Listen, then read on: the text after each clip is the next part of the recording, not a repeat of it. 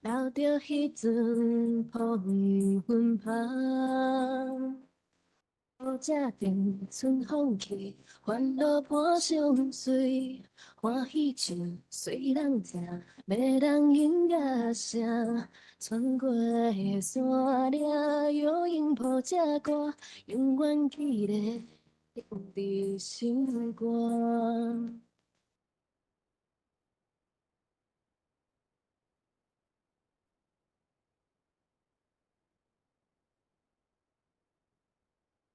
无食甜，无惊哩，照亮五看见。姊妹伴，情意重，手牵毋共放。人生行过半，可有青春梦，留着迄阵破黄昏香。好食甜，春风起，烦恼伴相随。欢喜唱，随人听，迷人音乐声。穿过的山岭，摇影抱这歌，永远记咧放伫心肝。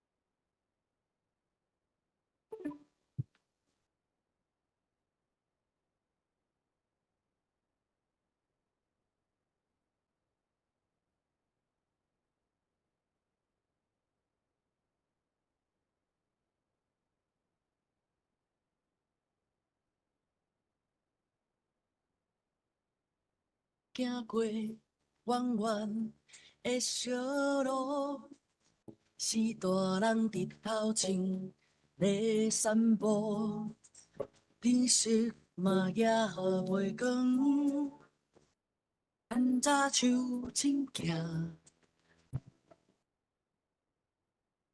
林场风情真风起，做着心内的鱼。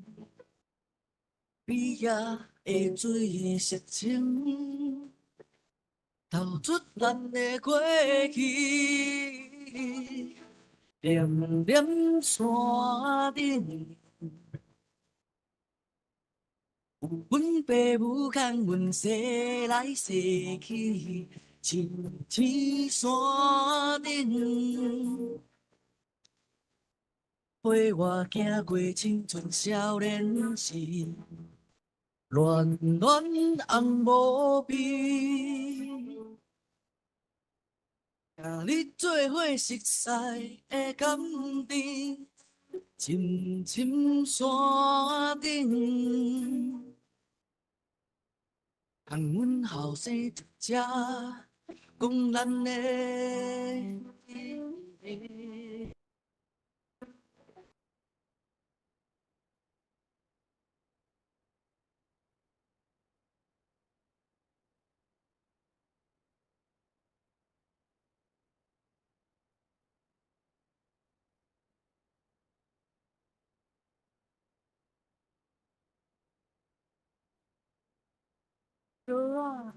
无捌白心肠，阿爸的愿望，愿遐尼啊重。手我已经亲热土，今日大汉梦成功。黄昏时阵，我甲你留伫心肝是青春时。咱就永远你一人，不管行过几搭，念念山顶，阮爸母牵阮西来西去，青青山顶，陪我行过青春少年时。暖暖红无边，参你做伙熟悉的甘甜，深深山顶，空阮后生伫遮，家己的起点。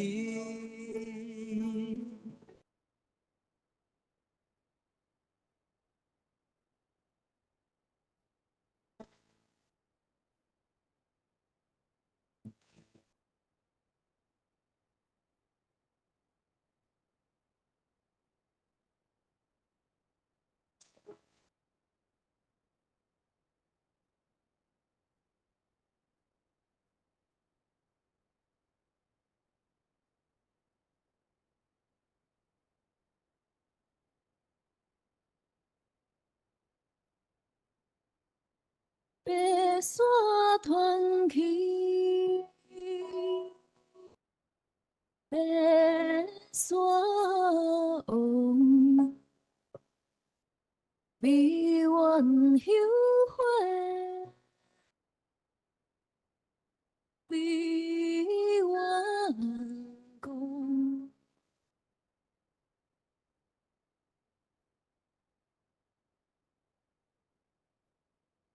心中参透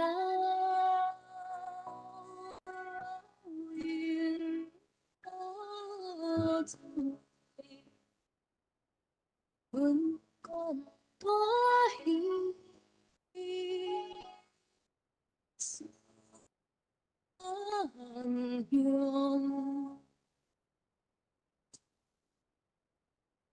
300外冬前啊，开流着将准，准水成冰果，正用装来人。温有情相传，团结斗永远。伊要行到这，开我搁轻松。咱庄脚有思愿的心，就来结束美满的水。美远啊美远，阮老开路东，定势的假使，有缘踮心内。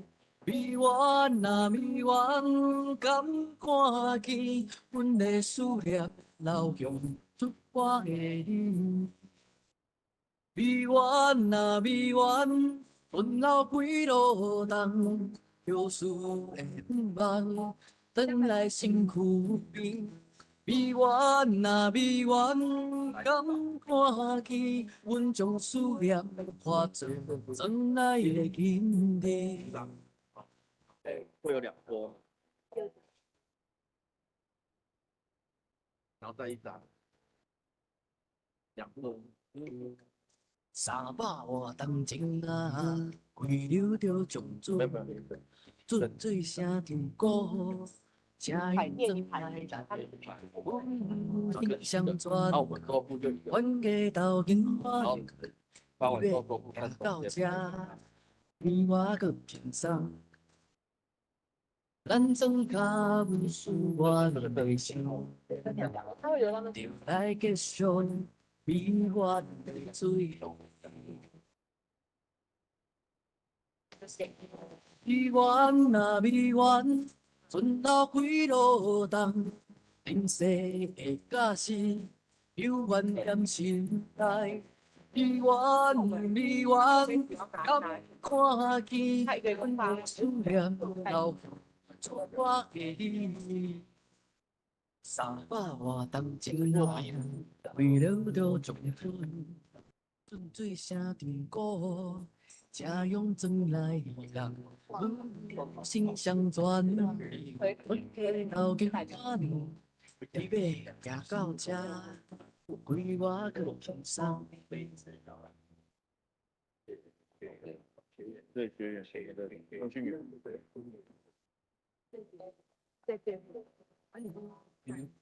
我会闻，是点左右，好。有演出啊？对，要了，晚上才有你的新闻。没有。这个叫我们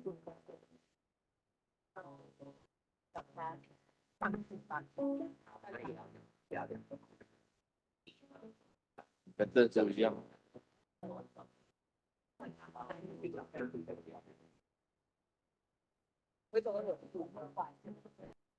至于说4个人同时的画面，你想好了，让你决定好了。你看现在只有加一个人，他有没有4个一起？4个一起的话都不 O。如果那个领部也在的话，就都一起。变一家己的色水，大头旁行来走，人文风俗满满是，看景标西北市，文化家己精彩主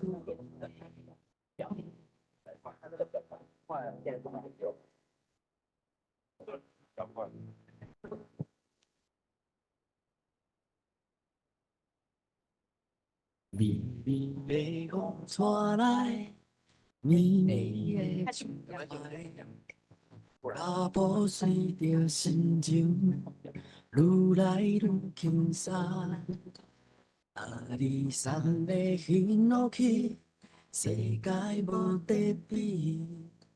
即马北门车头，脚拢在流水。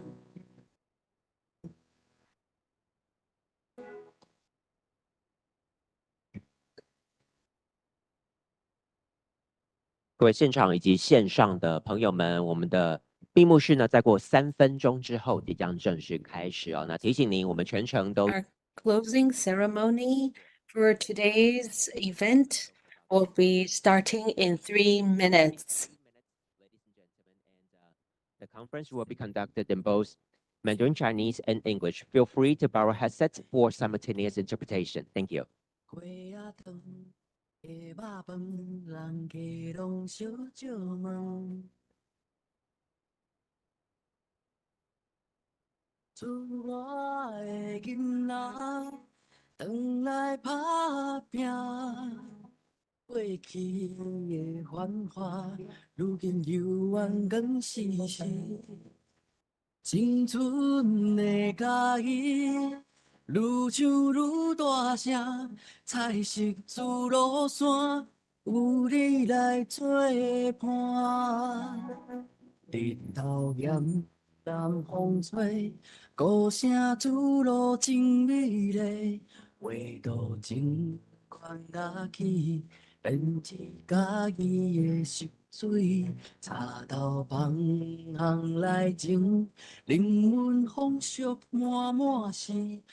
看强庙西东市，风华家己，精彩搁趣味。日头炎，南风吹，歌声自路真美丽。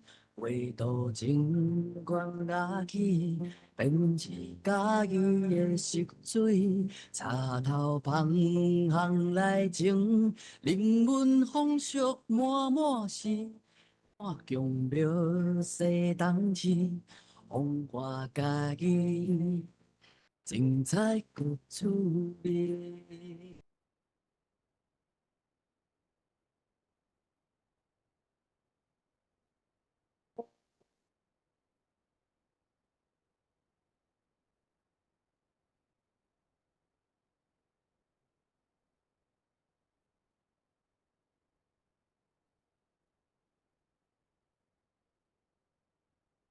Hello， 各位现场以及线上的贵宾，各位学员以及各位伙 Greetings to all of our participants.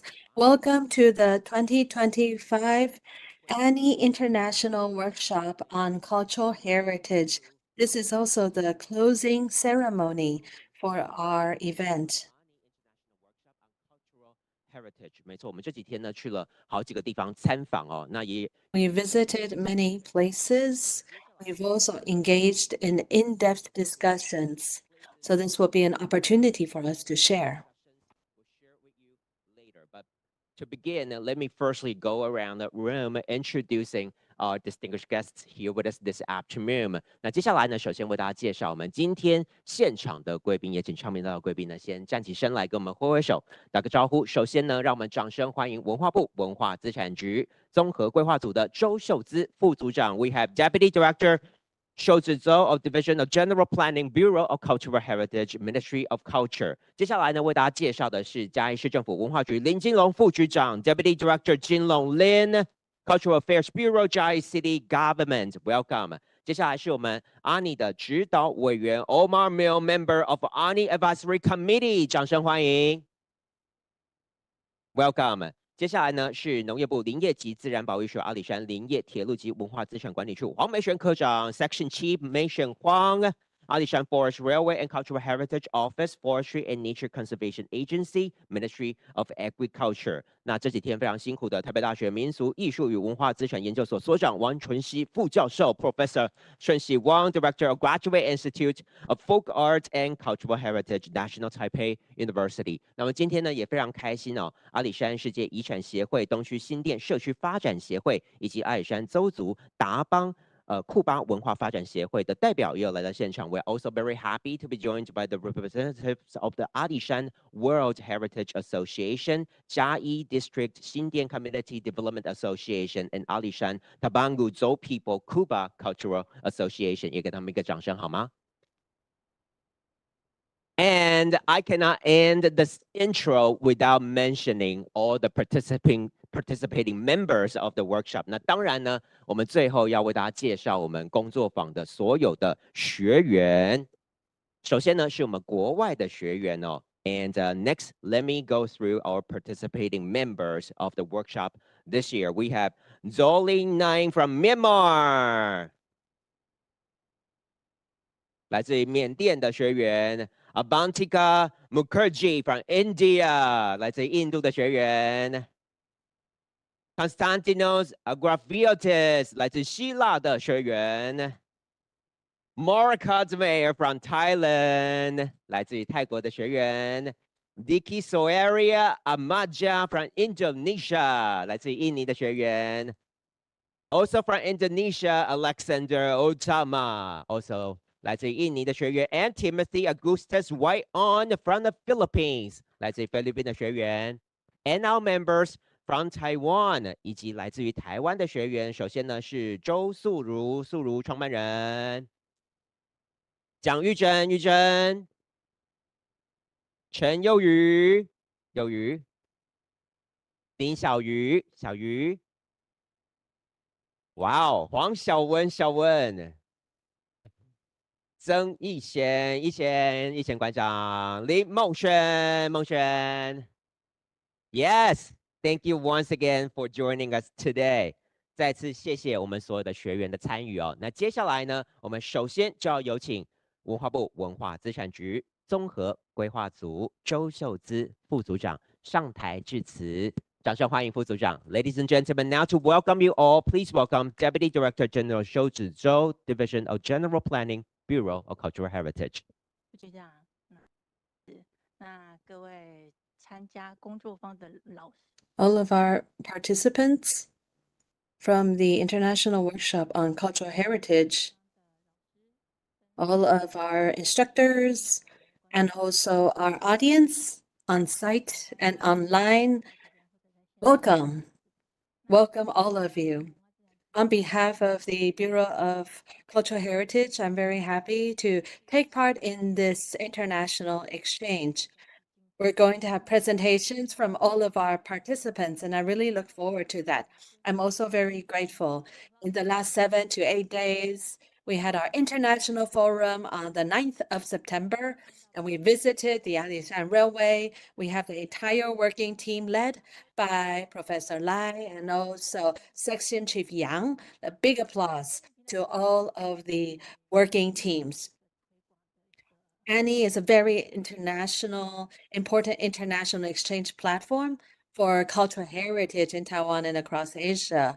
We have our correspondents both here and also virtually with us. And I hope after this trip You will really fall in love with the Alishan Railway, and you'll get to share our cultural heritage from Taiwan with more of your communities around the world. And here, in closing, I wish this event a great success and wish you all the best. Thank you. Cultural Heritage. Next, we'd like to hear from the member of ANI Advisory Committee. Ladies and gentlemen, please welcome Omar Mio to also share a few words with us. 接下来呢，我们掌声欢迎ANI的指导委员，来自于缅甸的贵宾 Omar Mio。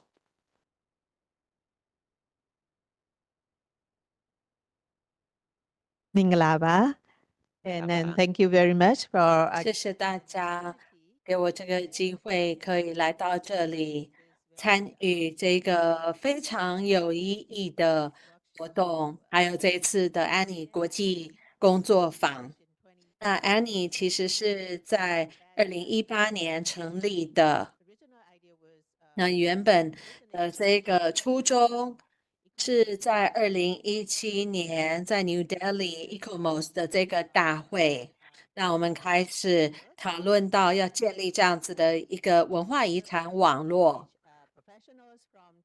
来自台湾的这些专家，大家格外的热情，大家尽心尽力的开始在亚洲开启这样子的一个工业遗产的网络，那真的是太棒了。我们真的推动这个网络这么多年，那我们看到有很 activities initiated by the Taiwanese people and government. So thank you very much for that initiation and your continuous efforts and contribution to this Asian network, Industry Heritage Network. And again, so this year, we come here to study about this Alisan, beautiful Alisan. This is industrial heritage, it is cultural landscape, and it is also the values of the indigenous culture, intangible cultural heritage as well. So all these values are included in this Alisan cultural landscape and industrial heritage railways. And then we need to think about how to get this very significant landscape in the World Heritage List in one day. We understand that there are some challenges to inscribe in the World Heritage, but we have to find out the ways to overcome all these things. So all these are members. We work together. In one day soon, Alisan should be in the World Heritage. In the first place, I think, so we can start with the shared heritage, because in this Alisan heritage, we also think about the Japanese inclusion, started from this railway and things like that. So may I advise that maybe the Taiwanese and Japanese government and authorities and heritage professionals can work together to become the shared heritage of this area. Then, from step by step, moving forward to become the World Heritage one day soon. Thank you. Thank you very much to Omar Mio, member of ANI Advisory Committee. 非常谢谢ANI指导委员您的致辞哦，谢谢。And next, another member of ANI Advisory Committee, Hasti Terakat, has a pre-recorded message that would like to share with us. 那接下来呢，我们还有另外一位ANI的指导委员哦，他有一个预录的影片要跟大家来分享，我们请看 ，Let's have a look.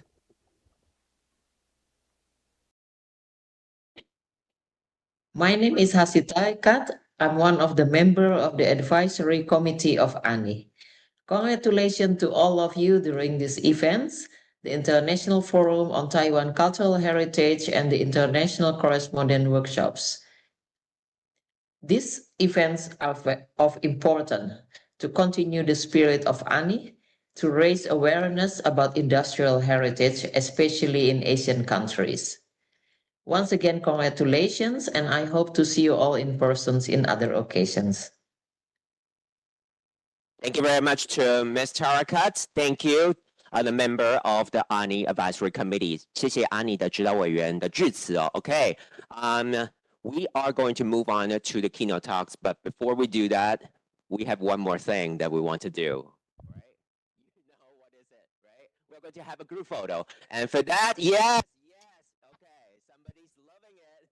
Okay, can we have our photographer come to the front, to the stage? 那接下来呢，我们大合照的时间，我们请摄影师到台上来，帮我们所有的参加阿尼国际见学工作坊的我们的所有的学员、我们的贵宾、我们的老师，随着老师一起来合照一下。OK， 摄影师，大家有需要到中间来吗？还是坐在位置上？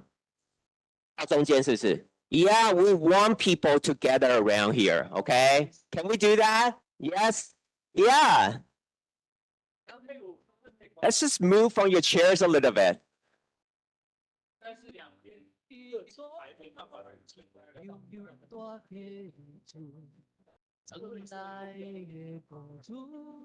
OK， 这样可以吗？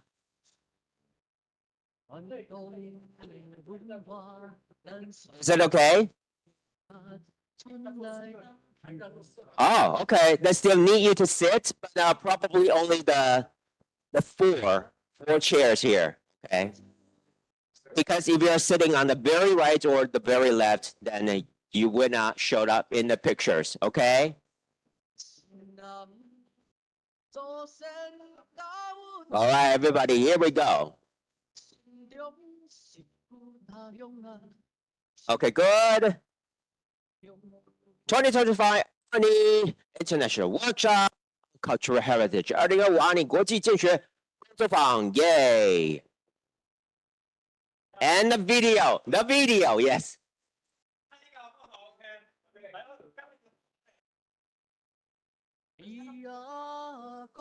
Okay, 2025 ANI International Workshop. All right, 2025 ANI International Workshop on Cultural Heritage. Yeah.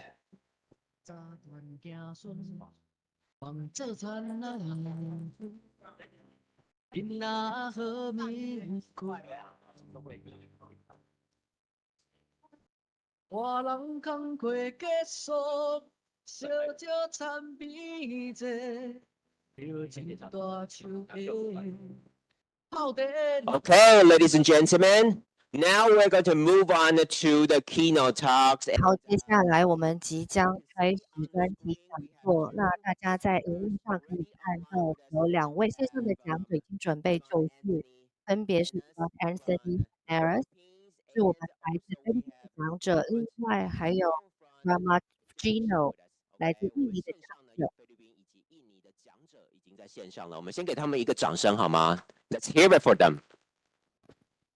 Okay, and now to moderate the session and to introduce 这场的主持人是有请我们王晨曦教授。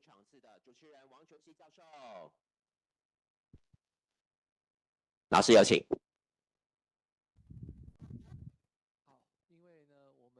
我们这个今天是整个活动的最后一场。 This is the last day of the workshop. As we gather here, we will be listening to speakers from abroad and on cultural tourism as well as industrial heritage and post-disaster conservation. There's another session for today. Now, participants of this workshop spent 2 days in嘉義City and also visited Alishan Railway, and I'm sure they have ideas and recommendations for the site.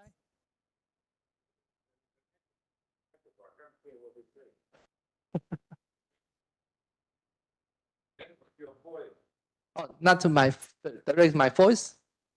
我们的口译听起来那个声音是 OK 的吗？ Is everything okay with the interpretation? Is it clear enough? Could you sign yes or not to show you hear the English interpretation?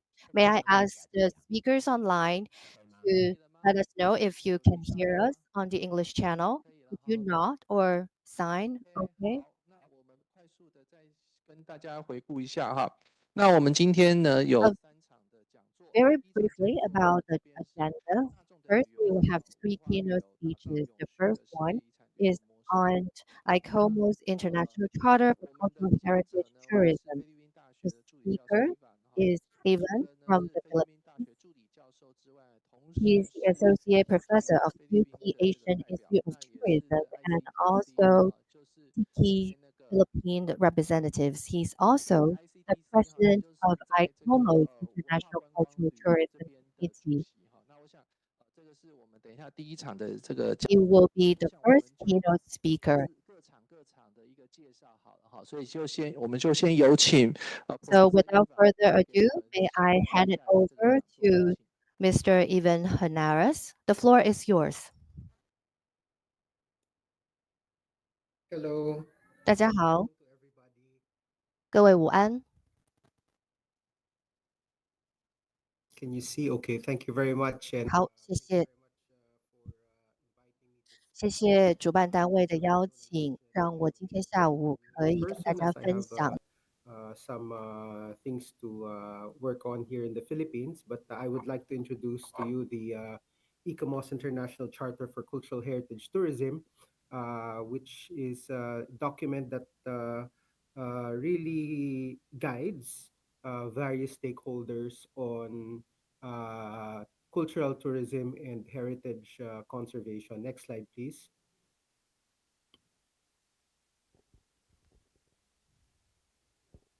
So the International Cultural Tourism Committee of ICOMOS was actually organized quite a long time ago in 1969.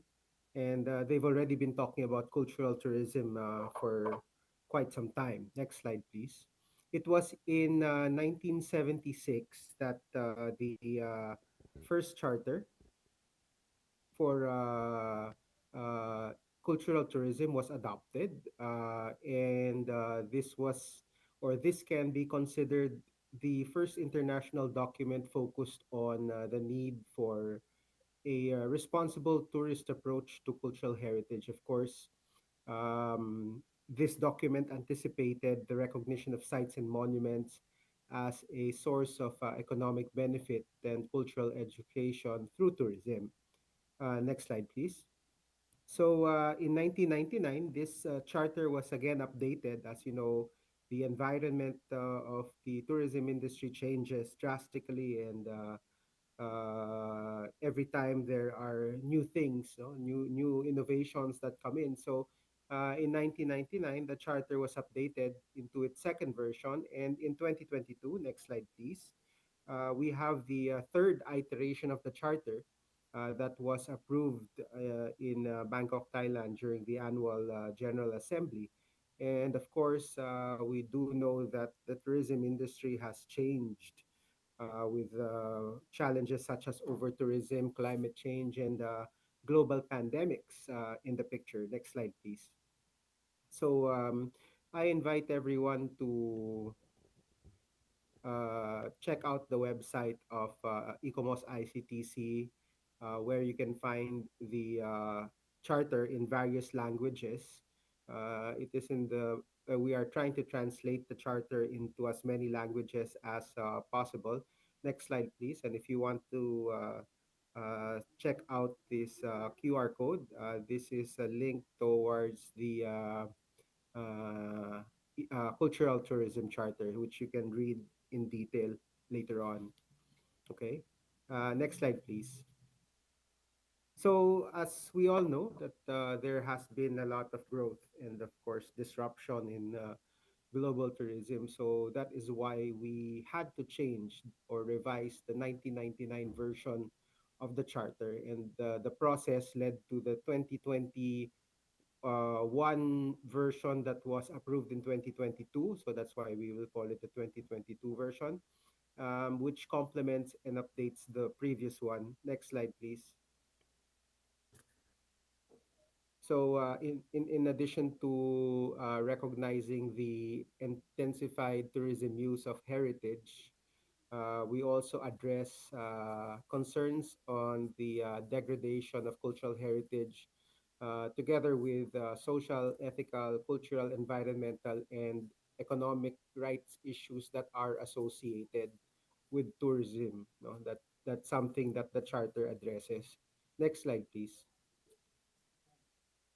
So we define cultural heritage tourism in this charter as all tourism activities in heritage places and destinations, including the diversity and interdependence of their tangible, intangible, cultural, natural, past, and contemporary dimensions. So we have to remember that heritage is a common resource, and of course, its governance, no? And enjoyment should be shared rights and responsibilities of everybody. Next slide. So there are three objectives in this charter. Of course, is the first and the main objective is to place the protection of cultural heritage and community rights at the heart of cultural heritage tourism policy and projects. So, and that's why the charter provides principles. There are 7 principles that I will be discussing today that inform responsible tourism planning and management for cultural heritage protection, including industrial heritage sites, of course, community resilience and adaptation. Next slide, please. Second objective is to promote stakeholder collaboration and participatory governance in the stewardship of cultural heritage and the management of tourism. Of course, industrial heritage is a type of heritage that touches on a lot of communities, especially the communities built around industrial heritage complexes. No, and applying a people-centered approach, rights-based approach, emphasizing access and education and enjoyment is something that we are working on in this charter. And the third objective is to guide the cultural heritage and tourism management to support, of course, the UN SDGs and climate action policy. Next slide, please. So the question is, who's this charter for? No, and of course, we all know that the responsible management of tourism is something that's shared by everybody, government, tour operators, tourism businesses, destination managers, and marketing organizations, site management authorities, land use planners, heritage and tourism professionals, and civil society and visitors. So it's relevant to everybody, in other words, who travel to cultural heritage tourism sites, and of course, those managing the communities around the site. Next slide, please. And of course, okay, it provides guidance for heritage and tourism practitioners, professionals, and decision makers, of course, within government and institutions, and of course, even the academy. It's a reference for educators, academics, and researchers and students who are engaged with cultural heritage and tourism. Next slide, please. And it applies to the management of all cultural heritage properties, including industrial heritage, to the entire spectrum of their protection, conservation, interpretation, presentation, and dissemination activities. Of course, everything is connected with and influenced by public use and visitation. Next slide, please. So the first principle of this charter, next slide, please.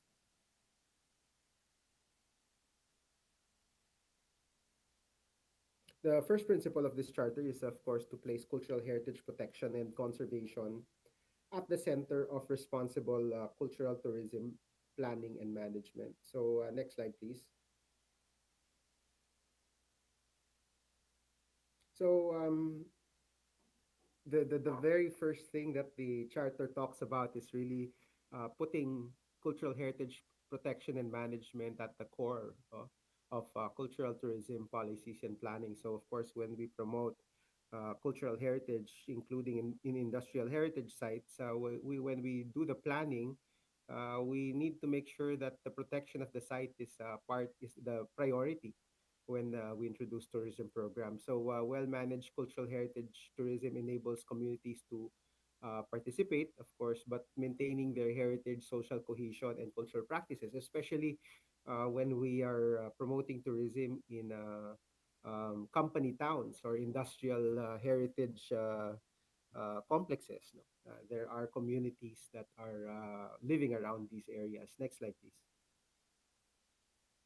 So the planning and management, no, must be coordinated across all levels of governance. So we want to identify, assess, and avoid the adverse impacts of tourism on heritage, fabric, integrity, and authenticity. Next slide, please.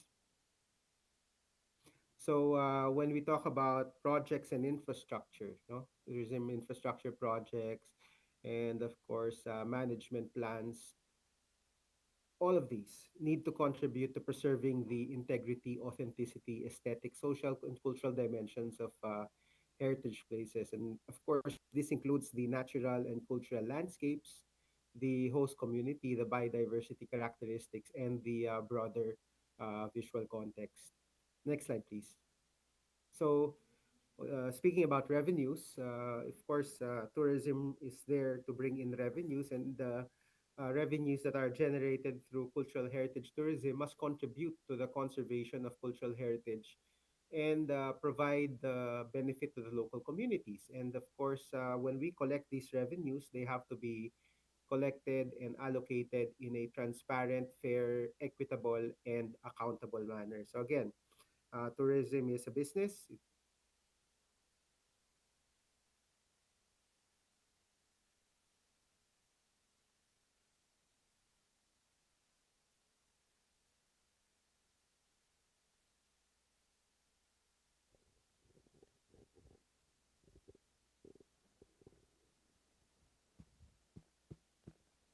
不知道是不是现在网络有点不稳哦？那我们不知道菲律宾的讲者还没有在线上。Even are you still online? Yes. Am I still here? Yeah, we have you back. Okay. Yeah, you may continue. Thank you. Okay. So the second principle is to manage tourism at cultural heritage places through management plans informed by monitoring, carrying capacity, and other planning instruments. So next slide, please. So the protection of cultural heritage and the resilience of host communities, this requires careful tourism planning and visitor management. So when we do this, of course, when we monitor the impacts on natural and cultural values of the place and economic and cultural well-being of the host community, there are indicators that need to be in place. Next slide, please.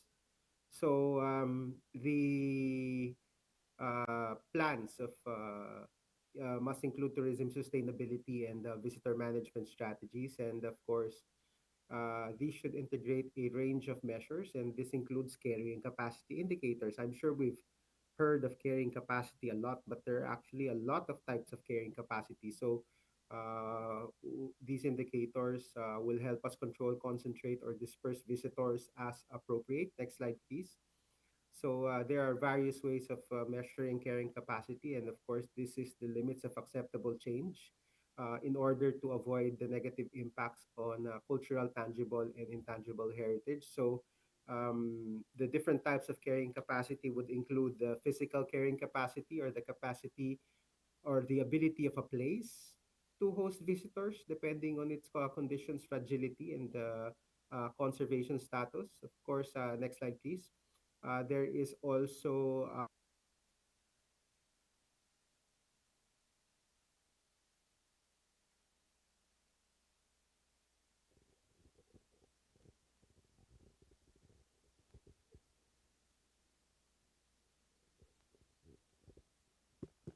Yes, Ivan, you are online again. Yeah, it seems like we cannot hear you right now.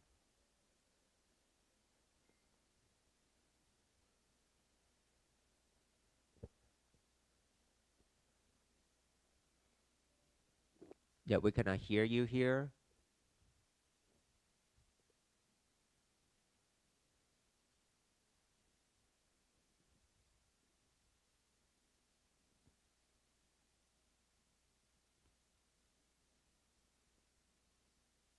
Yeah, maybe it's due to the internet or some technical difficulties that we are experiencing right now. We cannot hear from our speaker right now.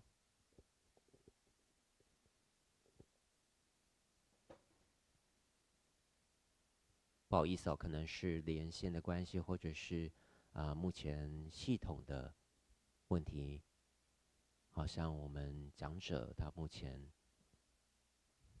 连线上好像有点困难，我们稍后一下下。Am I back? Can you hear me? Yes, we can hear you, but we Okay. cannot see you yet. But Not working yet, the camera? yeah, we can hear you right now. Okay, so let's proceed then. So I talked about ecological carrying capacity, and then this is the ability of the ecosystem and host communities to accommodate visitors.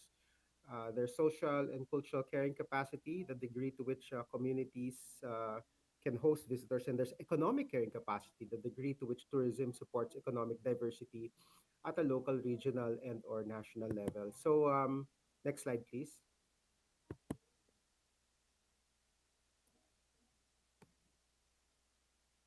Next slide. Okay. The third principle is to enhance public awareness and visitor experience through sensitive interpretation and presentation of cultural heritage. Next slide, please. So when we talk about responsible tourism and cultural heritage management, it must provide accurate and respectful interpretation, presentation, dissemination, and communication. As you know, there are many stories to various heritage sites. Sometimes these stories can be clashing versions, no? But what's important is we have to offer opportunities for host communities to present their cultural heritage firsthand. Next slide, please.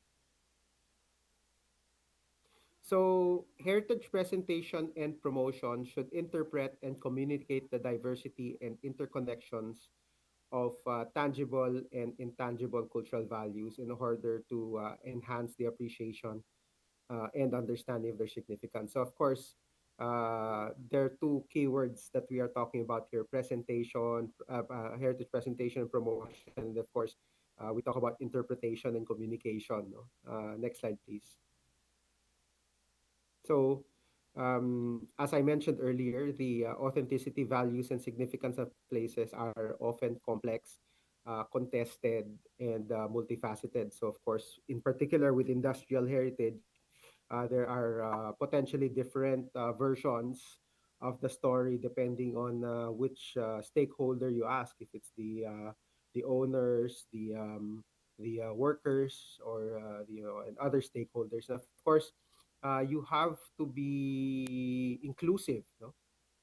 When you consider interpretation and presentation of information. So that's why this is something that really needs to be studied when we talk about tourism, and it should not detract from the authenticity of the place. Next slide, please. So the fourth principle is, of course, we recognize and reinforce the rights of communities, indigenous peoples, and traditional owners by including access and engagement in participatory governance, no, of the cultural and natural heritage commons used in tourism. So again, you'll hear this word participatory governance a lot. Next slide, please. And one thing we have to remember about the heritage places is that there are communities that live there. And of course, sometimes it's a top-down approach, and the tourist visitation is imposed on them without their free, prior, and informed consent. So we've seen these blind spots. We've seen the lack of sensitivity towards the vulnerability of many a tourism-dependent community. So we have to take that into consideration. Next slide, please. So it's very important for indigenous peoples, traditional owners, and host communities to have the right to express their views and heritage and manage it according to their established practices and meanings. And there are a lot of industrial heritage sites that have located in areas that may have been ancestral domains or properties of indigenous communities. Next slide, please. So this is what I've been saying about participatory governance. We're very used to consultation, but it should not be consultation. The development of responsible cultural tourism must go beyond local stakeholder consultation. It has to involve participatory governance, meaning these communities should be part of the governance and the benefit share. Next slide, please. So the fifth principle is to raise awareness and reinforce cooperation for cultural heritage conservation among all stakeholders involved in tourism. So next slide, please.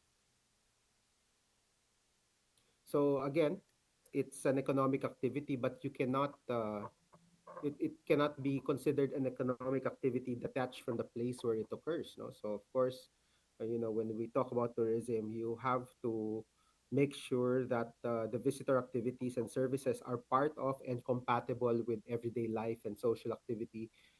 These activities must also contribute to a sustained local sense of place and pride. Next slide, please. So, cultural and tourism products and services, of course, including events and festivals, these all have to be consistent with the identity of places and their communities. Next slide, please. So, heritage managers, public tourism managers, private tourism operators, entrepreneurs, and people involved in cultural and creative industries need to generate and or maintain formal and informal networks for communication and collaboration. So everyone should be talking. Everyone should be part of the discussion when we talk about tourism. Next slide, please.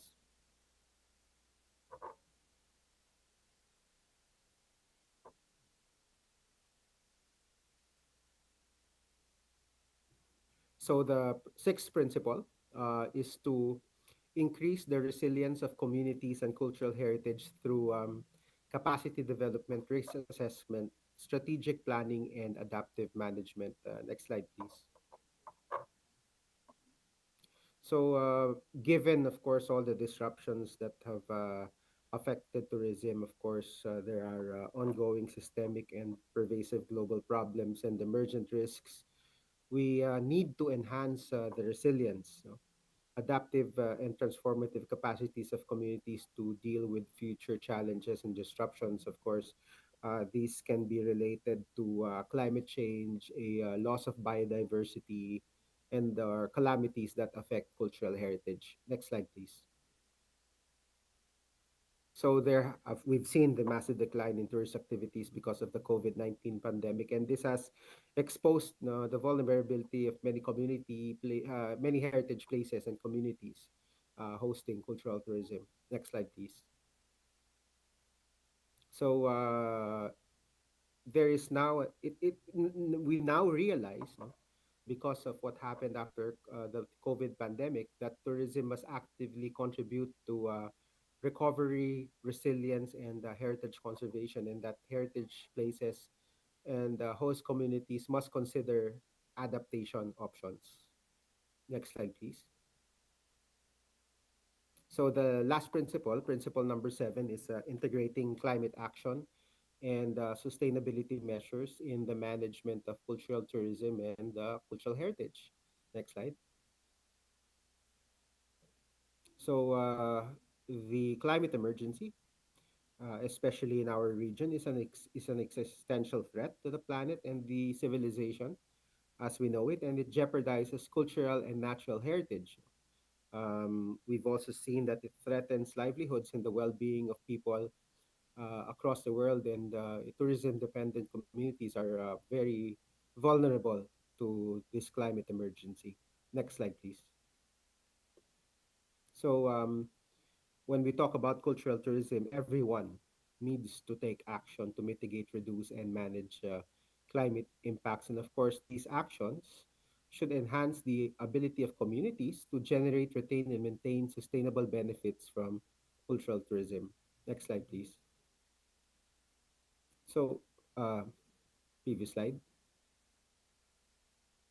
So, tourism and visitor management must contribute to the effective carbon and greenhouse gas reduction, waste management, reuse, recycling, energy and water conservation, and green transport and infrastructures that comply with international and national targets. So, the International Cultural Tourism Charter is a document really that we are promoting to government and tourism, even private tourism stakeholders.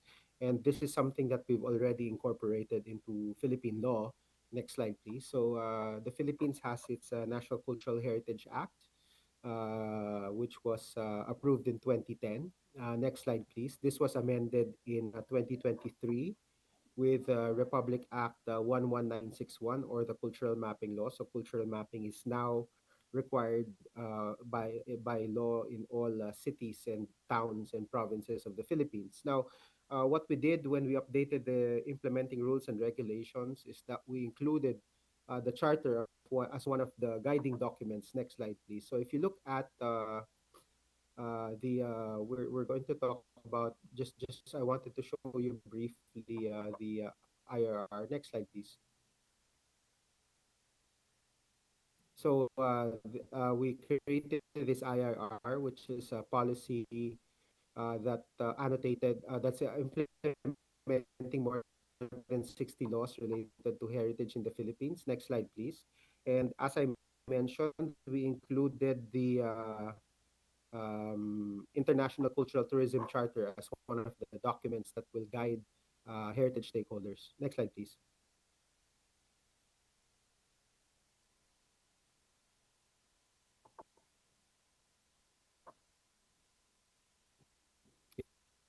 You can see the equal number 11.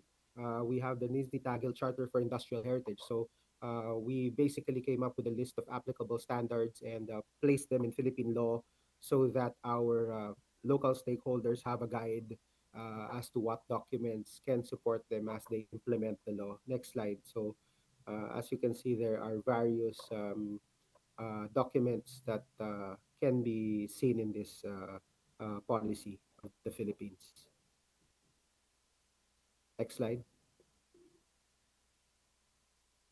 So yeah, there are other charters that we've already included. Next slide, please. And also conventions. Okay. So I hope that this introduction to the International Cultural Tourism Charter is helpful to everyone as we manage tourism in cultural heritage places, in particular in industrial heritage sites. Next slide, please. So thank you very much for, again, inviting us to speak this afternoon on the International Cultural Heritage Tourism Charter. And again, I invite you to read the document in its entirety, which you can download from the ICOMOS Cultural Tourism website. Again, thank you very much. 好，谢谢Mr. Evan 哈，给我们这个对于文化观光宪章哈，他们在 ICOMOS 文化观光宪章的一个非常精要而且很准确的一个介绍哈。那我们接下来的那个我看一下我的 schedule。好，那我想我们接下来的这个专题讲座呢是。Moving on to the second speaker from Indonesia, we have Ramat Gino. He will be talking about the preservation experience and related railway heritage on the unwilling coal mining heritage of Sawalunto. Ramat is the head of the Cultural Heritage and Museum Department of Sawalunto government. Without further ado, I'll now hand over to Ramat. The floor is yours.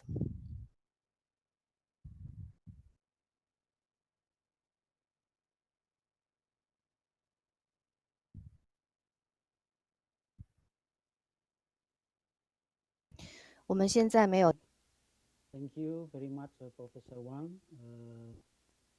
Good afternoon, everyone, and welcome to my presentation on the mining town of Sawalunto from Indonesia. First of all, let me thank to the committee for having me and preparing everything perfectly for international workshop on cultural heritage 2025 in Taiwan. Today, I will be presenting about the preservation experience and related railway heritage in the Ombilin coal mining heritage of Sawalunto. Next slide, please. This is my profile. I work at Sawalunto Municipality Government and serve as one of the site manager.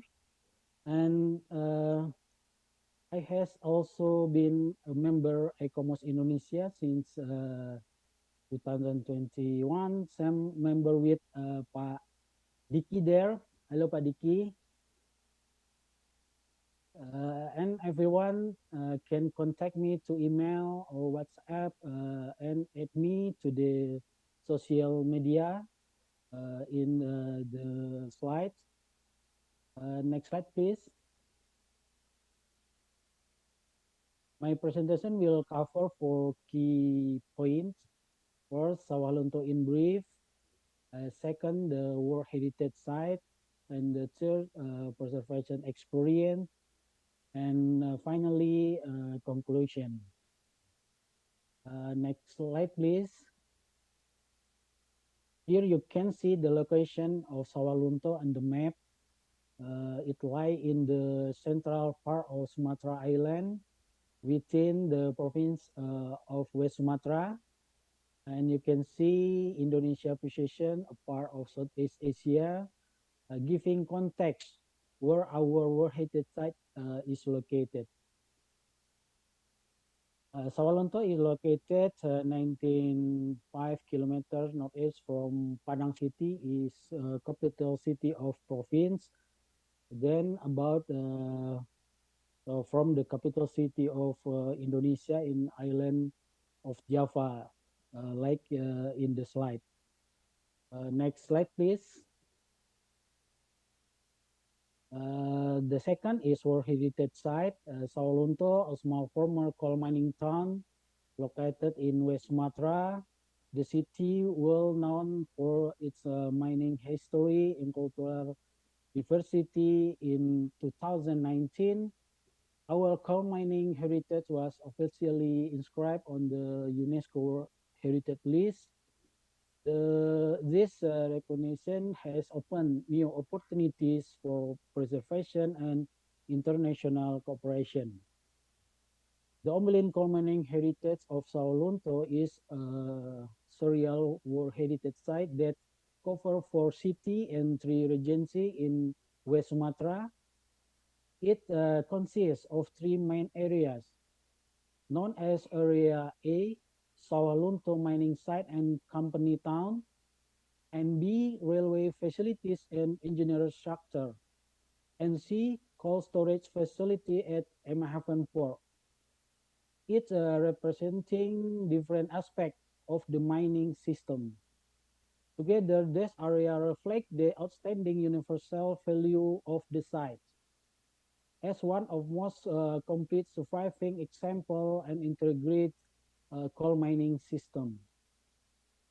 Next slide, please. One of the most important elements of this heritage is railway system. The railway network connected Sawalunto deep in the hill to the port Emahaven, today known as Teluk Bayur in Padang. This is land stretched for about 155 kilometers and was crucial transportation for coal from the mine to the global market of the Dutch Indies and beyond. Next slide, please. This is here some example of the railway heritage, like a bridge then span across valley, historic train station, and the unique railway track designed to climb the steep slope of the West Sumatra highland. The structures are not only technical achievement of their time, but also enduring symbol of human determination and engineering skills. Next slide. Next, preservation experience. The preservation effort in Sawalunto have been a collective journey. achieved through collaboration and strong support from West Sumatra all hand in hand to connect with the Ministry of State-owned Enterprise. This collaboration result in corporate social responsibility funding from 3 major state-owned companies, which made it possible to revive the historic steam locomotive E1016 known as Maitam, and they restore the railway line between Sawalunto and Muaro Kalaban. Next slide, please. This is the moment when the restored railway line, the legendary steam locomotive, were officially reactive. The ceremony was attended by the Minister of State-owned Enterprise, member of Indonesian Parliament, railway and transportation official, and representative of the 3 state-owned company, like the first Cement Indonesia, Bio Farma, and Pupuk Indonesia, whose contribution made this achievement possible. This was not just an inauguration, but also a celebration, a collective commitment to heritage preservation. Next slide. Here you can see documentation from the restoration process, both during the technical works and after the railway returned to service. This image shows the dedication of engineers, workers, and the community who together brought the Ombilin railway heritage back to life, transforming it into a living cultural asset rather than a silent memories. You can see the station of Sawalunto and locomotive we call Maitam, then the tunnel Lubang Kalam in Sawalunto. Next slide, please. This is a steam locomotive A1060, known as Maitam. Is a legendary steam engine, once known as the king of the wrecked railway on the state line, the Ombilin line.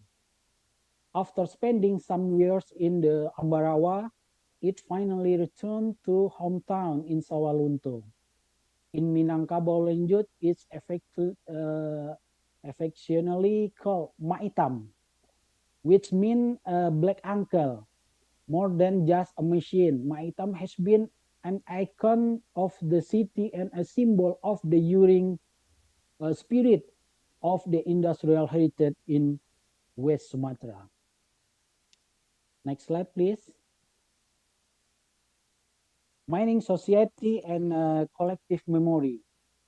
The mining community in Sawalunto hold a powerful collective memory of the city's industrial past and the railway heritage Ombilin.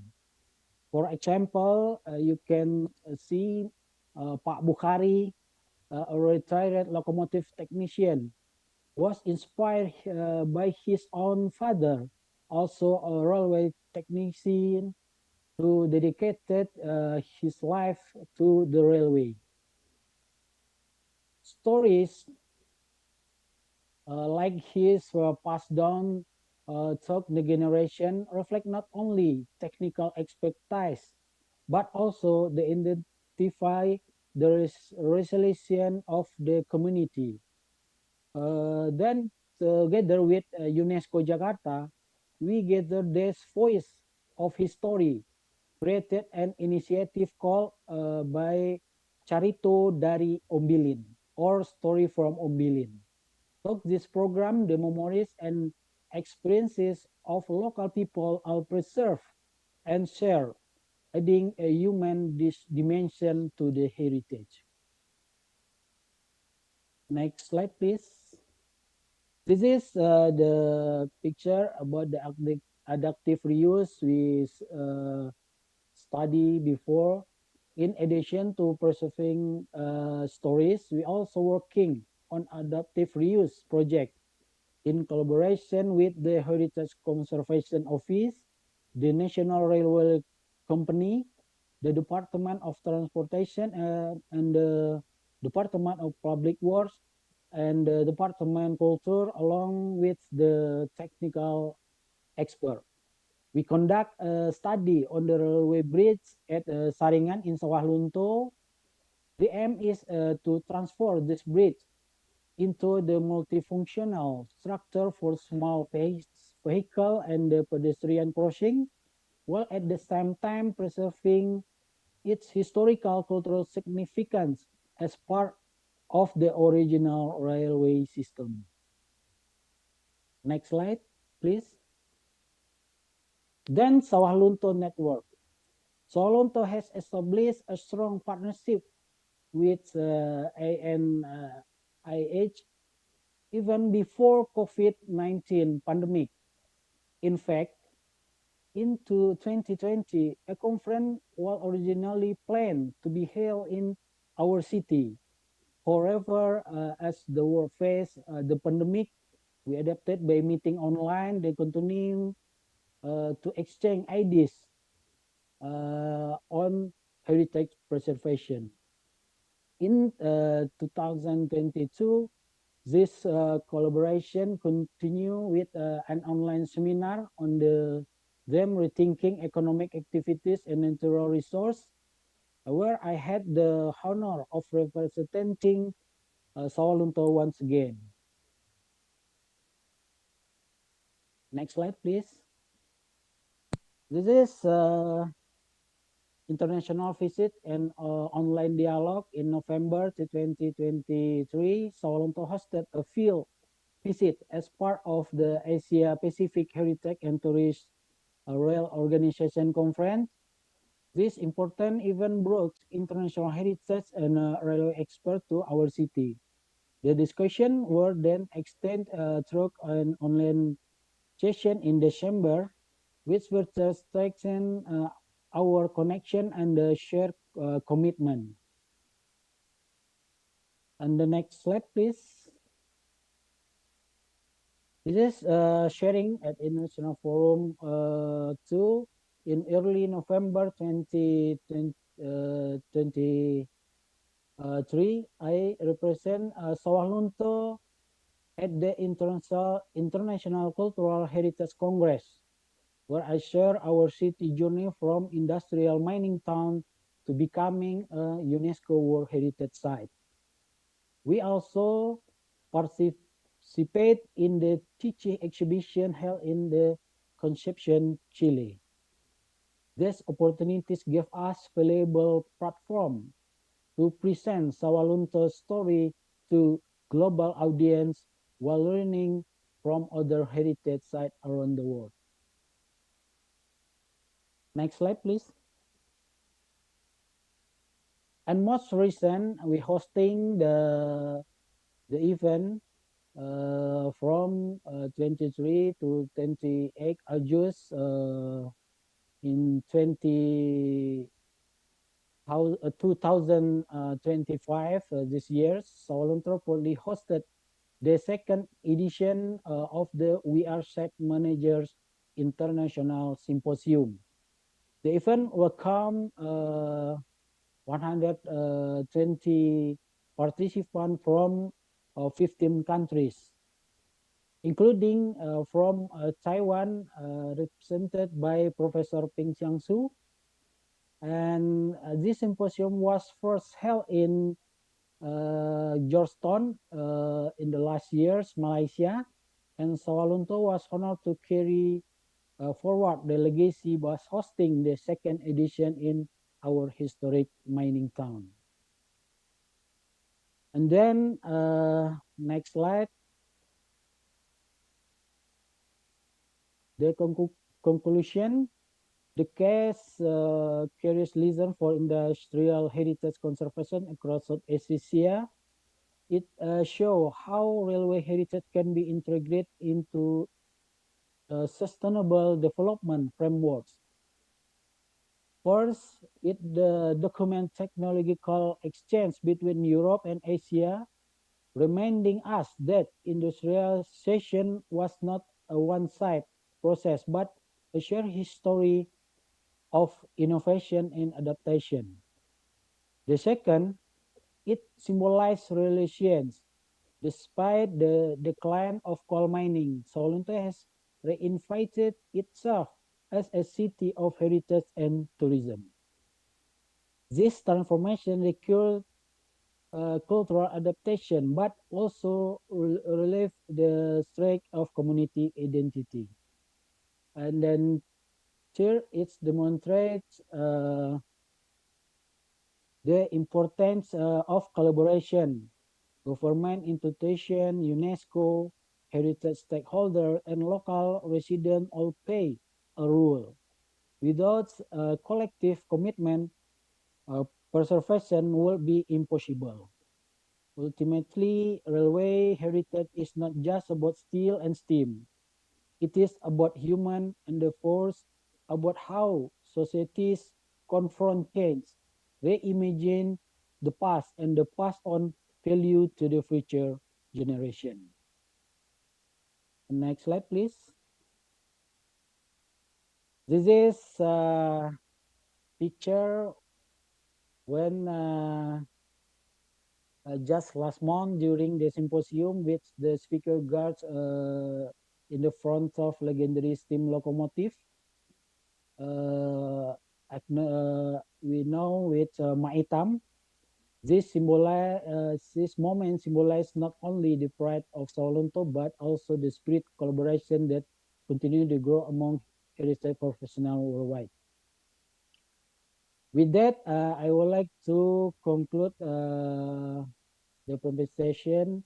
On behalf of Government of Sawalunto, I extend my sincere gratitude for the opportunity and for the ongoing collaboration that allow us to share, learn, and work together for preservation of our shared heritage.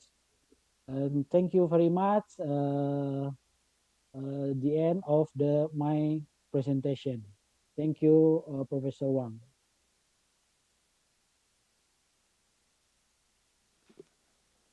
好，谢谢Ramat 哈，帮我们很简短的，但是很准确的介绍了萨瓦伦多他在世界。Presentation of the heritage of Sawalunto and also the highlights and also the international connections. Our third talk here, we have our speaker on site, Omar. He's going to talk about safeguarding heritage. In particular, he's going to talk about the earthquake-related challenges facing the heritage sites in Myanmar. A lot of the earthquake has brought detrimental impact on the sites, and we're very keen to learn about their responses. Omar is currently the chairperson of the Myanmar Archaeology Association. He's also a member of ANIH's advisory committee. So let's welcome Omar.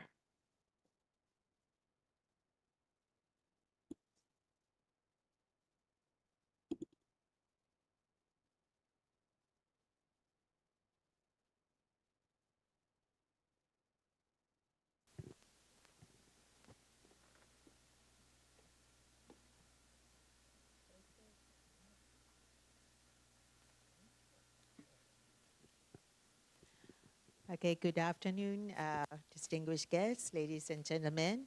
Once again, thank you so much for inviting me to this very special event and having giving me an opportunity to share my experience about these earthquake response challenges in Myanmar.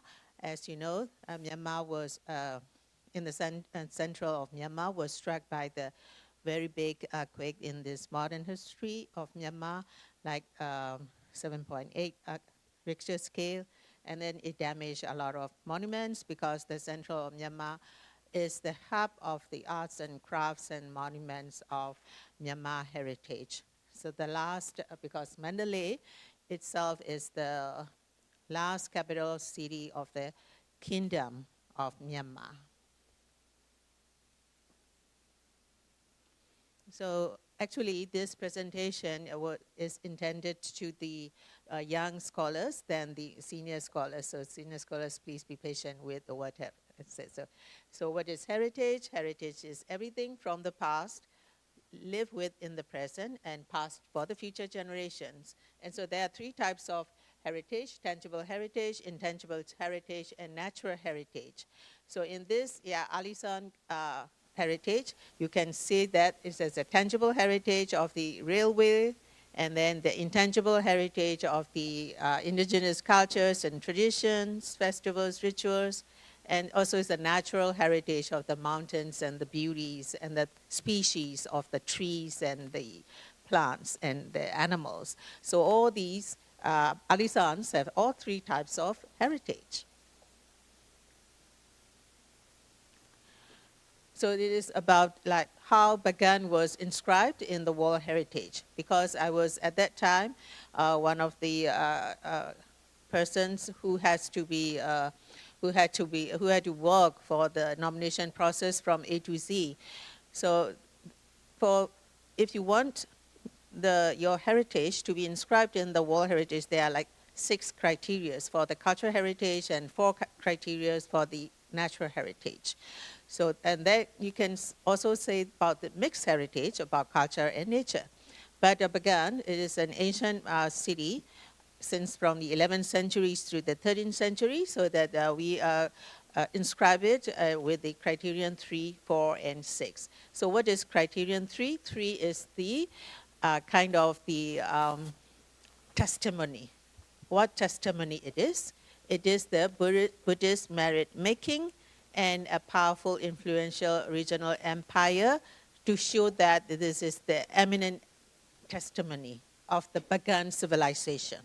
So this is one part. And then criteria 4, and you can see that, it is outstanding and of the ensemble of the monumental Buddhist architecture. So if you have the outstanding architecture, you can inscribe your heritage in the World Heritage.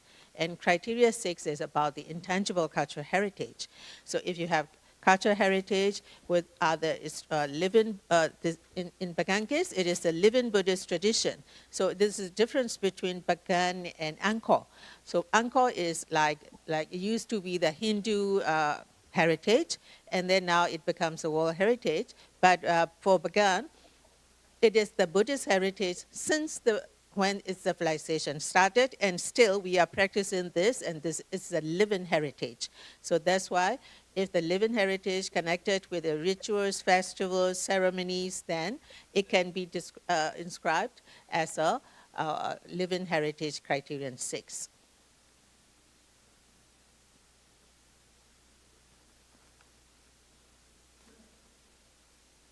And the next one is Pew Ancient Cities. Pew Ancient Civilization was earlier than the Bagan civilization.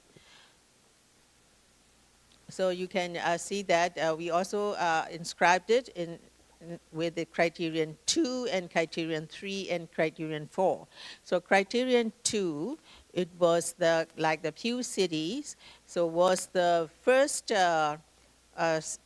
cities which got the Buddhism's the traditions from India and then established in Southeast Asia and then distributed to other parts of Southeast Asia.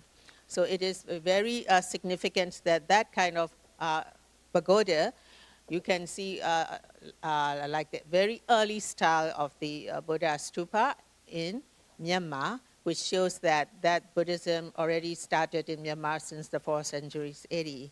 And then in criterion 3, it is the urban civilization has started. You can see the urban morphology and structures in that ancient Pew cities area. And then criterion 4 is that like technological innovations, so that they are the urban planning and building constructions and innovations resulted the rise of the 3 earliest, largest, and most long-lived Buddhist urban settlements in all of Southeast Asia. So they are described in the World Heritage nomination, and then the UNESCO prescribed it.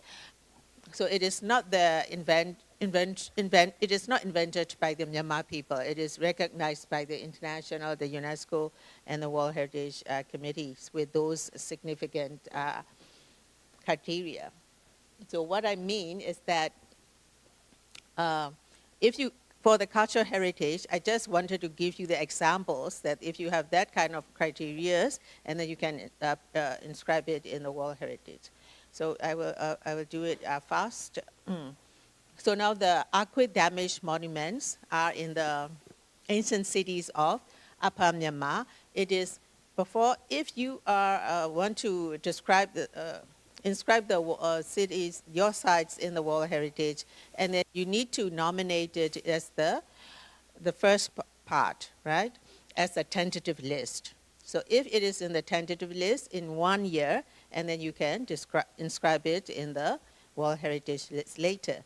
So actually, these earthquake damaged sites are in the so there's Upper Myanmar, Inwa, Amarapura, Sakai, Mingun, and Mandalay. So all these are in the tentative list since 1996.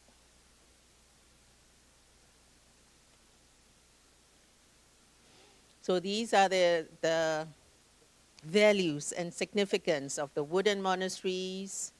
So I will do it fast. And then the Inle Lake, and again, it is also on the tentative list.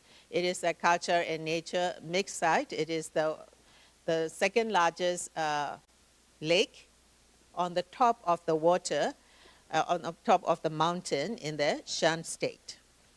And then they have 10 kinds of arts and crafts like weaving, silversmithing, boat making, agriculture, and floating agriculture, which are producing tomatoes and kinds of crops in the water.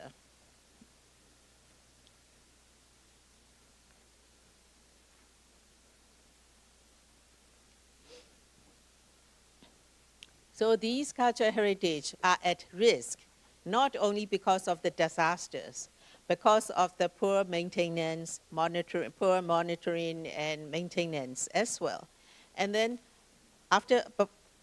just additional to the poor maintenance, we have natural hazards, like because Myanmar is on the fault of the Sakine Fault, very active fault, and then it shakes like every 60 to 100 years.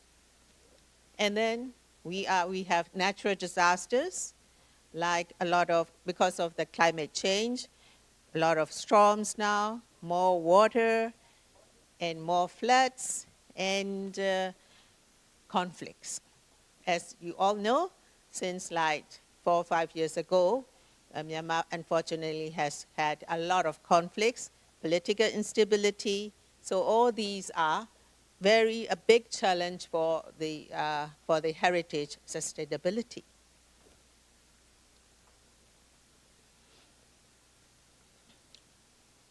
So for protection of the heritage from the natural disaster, we need prevention, preparation, response, and recovery process. So 2016, in Bagan earthquake, so damage was 389 monuments. And then at that time, UNESCO was working in the country, so we can produce the management plan, response guidelines, coordination guidelines. So all these things are how to respond to the earthquake systematically. So we have, we need conservation principles, acceptable interventions, prohibited practices, zoning control, and religious community use. So all these things are described systematically for the responses of the earthquake in Bagan.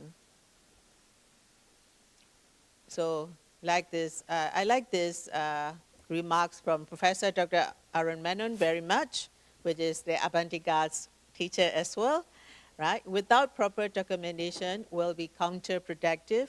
Need to investigate response of complex monuments, post-earthquake condition of interventions, and appropriate conservation procedures. Without having these things, and if you respond to the damaged monuments, it's very risky to lose more heritage after the earthquake or after the disasters. So this 28th March 2025, the earthquake the magnitude was 7.7, and the location is near Sagai, and over 6,000 religious buildings damaged, including 1,781 ancient monuments and 4,998 living pagodas, monasteries, and other religious buildings. So because it is, as I told you, it is heart of Myanmar religious and traditional arts and crafts area, many structures are centuries old from Myanmar kings, period to the colonial period, built with brick and lime mortar and highly vulnerable to the earthquake. So lack of structure reinforcement, limited conservation or retrofitting, disaster risk preparedness is very weak, though all these ancient cities are on the active Sagaing Fault. So urgently needs appropriate response for the damaged heritage monuments and sites. So these maps from the UNOSET, you can see the illustrates the density of the damaged buildings affected by the March 28 earthquake in Mandalay. So these analysis focus that Mandalay and Sagaing districts within this map. So they observed that a total of the 4,764 destroyed and damaged structures and 4,369 potentially damaged structures. So this is only in the Mandalay city area. So you can look at the picture below, the beautiful pagoda. It is called Nyatena, but now after the damage, we can see that kind of debris only. And then it is now in the conflict area, so we cannot assess to respond to this damage. So if you have the sustainable heritage, peace is also very important. So some damage in the museums. And then I highlighted Kukdodo Pagoda because it is UNESCO Memory of the World Register, because there are 729 stone slabs inscribed about the Tripitaka Buddhist canon, inscribed in Mandalay time by King Mindo, and it was inscribed in the UNESCO Memory of the World in 2013.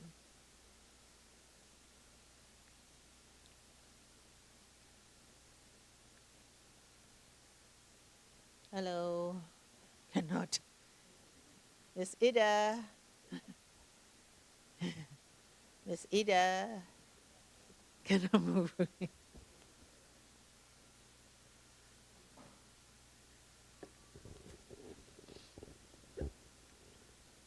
Okay, next one.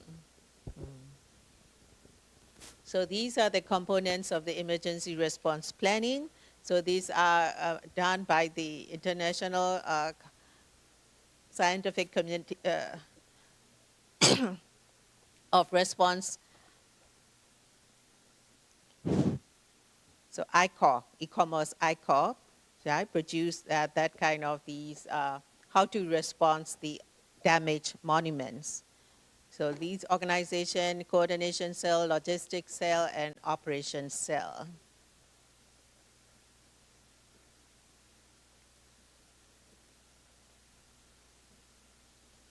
So then again, if the first one is the planning, of course. So the first important thing is the security. So when you plan to assess that damaged monuments, the most important thing is the whether this site is safety for you to get there. So damage is already damaged. So the most important, the priority is your rescuer's life. The security and safety is the most important when you plan about how to assess that damaged area.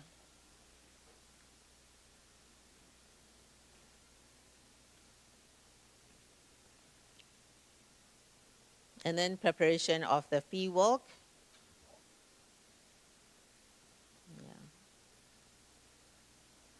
And training for the heritage response team.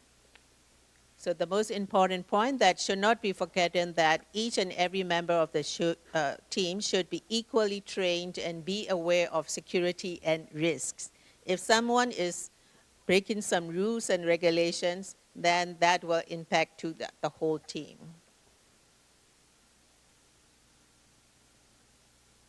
So, and then you need to gather the preliminary information, like before damage photos, satellite drone images, the history, and secure alternative routes if something happened, and local health facility for the emergency, and condition of the loose domestic animals if something can be dangerous to you.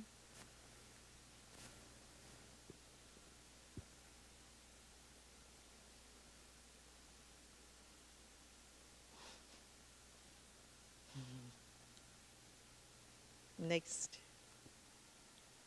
Okay, then fee walk. So these are the things that suggested by ICOP, what to do and how to do. So do not assess the building before detecting existence or level of hazardous gases. So, and then if you need a support, place it in a way so not to cause any movement in the building and only to receive the load. So all these things, the guidelines, you can also research in the ICOR.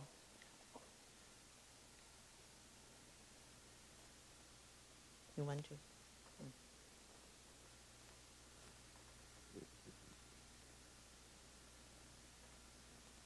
Okay, next slide. Next slide. Next slide.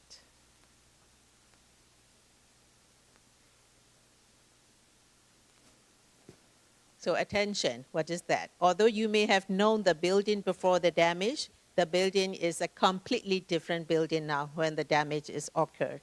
So in terms of structure, plan scheme, secure points, everything is now different. So this Nagayon pagoda was a very beautiful pagoda, small, but the architectural style is distinctive. But now you can see everything is collapsed. Next. So another attention, only access to the walk-in site with the security assistance. If you don't have any security assistance, don't go. And then the very important, another important one is that you have to blow the whistles. 3 shots of whistles is the important to say SOS, right? Okay, next slide. Next slide. And then also Myanmar Archaeology, sorry, the previous slide. So Myanmar Archaeology Association also produced this kind of the damage assessment form and a kind of application for everyone to take the photos and then put it in this app, and then we can upload it in the website to get all the assessment from the local people as well. Okay, next slide. The next slide. This is website information. So these are the forms that we prepared for this rapid assessment. Okay, next slide. And ineffective protection measures. So you can see collapsed monuments were poorly covered with plastic tarps. So most debris left exposed to rain, which caused further deterioration rather than preventing it. And these examples underline the need for proper preliminary assessment, conservation-focused decision-making, and capacity building for emergency heritage management. Okay, next slide. And community and government response. So local communities among civil society are the lead per people to mediate protective efforts and salvaging movable objects, covering murals and debris with tarps. And Department of Archaeology can do the detailed assessments for the renovation process later, but there are some challenges. What are they? They are like safety, risks from unstable structures and aftershocks. Because after this big earthquake, we still have the aftershocks till now. So these aftershocks can make more damages to the monuments. And prioritization. So which monuments should be prioritized to protect and which should be doing later? And prioritization is also important, but sometimes, like for the authority or the influential people wants to renovate or reconstruct this monument, and the people have to prioritize it, although it shouldn't be on the priority list. And lack of preparedness, absence of disaster response plan for many heritage sites, insufficient documentation, lack of architectural plans, inventories and condition records, and resource constraints, limited funds, expertise, and materials for stabilization. Inaccessible to sites, sometimes those damaged monuments are remote and conflict-affected areas, and it's very difficult to reach. Next slide.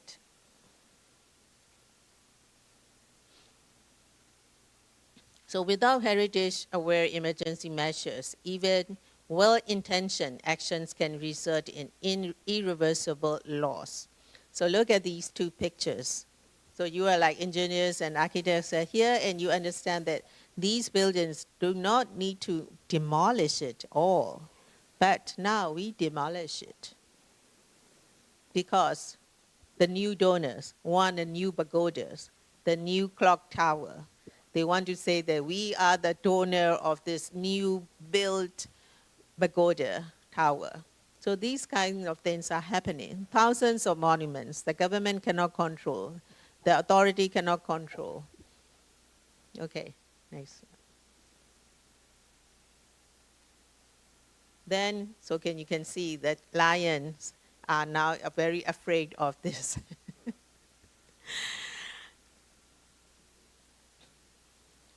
So what are the emergency response? Local communities, monks, and civil societies played a key role, and DOA conduct assessment, but no formal emergency stabilization measures. So in response, some local organizations and volunteers took initiative to cover vulnerable structures with waterproof canvas and prevent further deterioration. But you can see this damaged chente. Chente is in Burmese called lion. So this lion guardian figure was demolished by excavator rather than being documented and preserved, an example of inappropriate emergency action. Okay, so challenges included difficult access to remote to heavily damaged sites, lack of coordination among stakeholders, safety risks due to unstable structures, ongoing aftershocks, and conflict. Okay, next slide, please. And then for the intangible cultural heritage, we cannot assess much. So unknown impacts on intangible cultural heritage, so that these areas make a lot of potteries like bronze casting, and the festival like this elephant festivals is like the paper mache things, but we cannot assess what these practitioners are happening now, what is their living standards, and then whether they now they have to move to Thailand or what is happening. We don't have any information till now. Okay, next slide.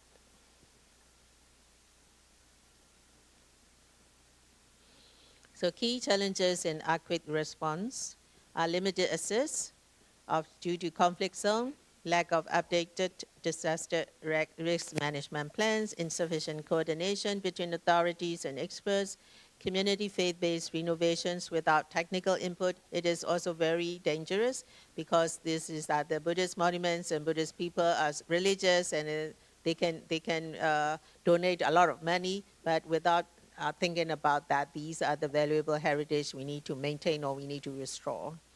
And material scarcity and funding gaps, absence of HIA and structural monitoring, and reactive, not proactive approach still dominant, and suspension of the involvement of UNESCO and other international heritage organizations due to the political situation. UNESCO is not working to respond for this earthquake. So, and risks of looting or displacement of movable heritage which will require appropriate mitigation strategies.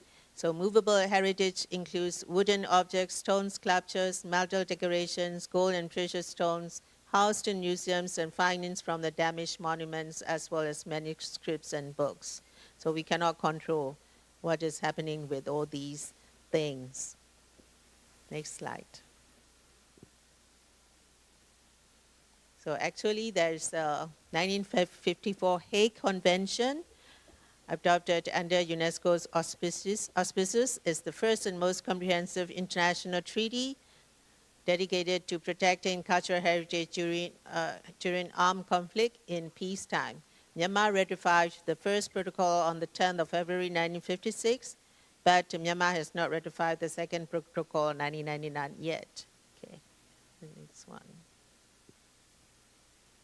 So for the recommendations, develop a national heritage risk management strategy, conduct comprehensive structural assessment and implement retrofitting for vulnerable monuments in high-risk zones, use digital documentation, integrate disaster risk reduction, and promote collaborative frameworks between state agencies, local communities, academic institutions, and civil society, respect community values with a technical soundness, safeguarding of movable heritage, both at the site, in the museum, and establish a multidisciplinary research team involving archaeologists, conservators, historians, material scientists, local experts to analyze the artifacts, and need for non-political heritage-focused collaboration for the rehabilitation of heritage in the earthquake-impacted sites.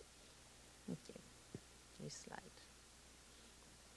So heritage is a symbol of unity, identity, and resilience. So political divisions must not destroy shared heritage.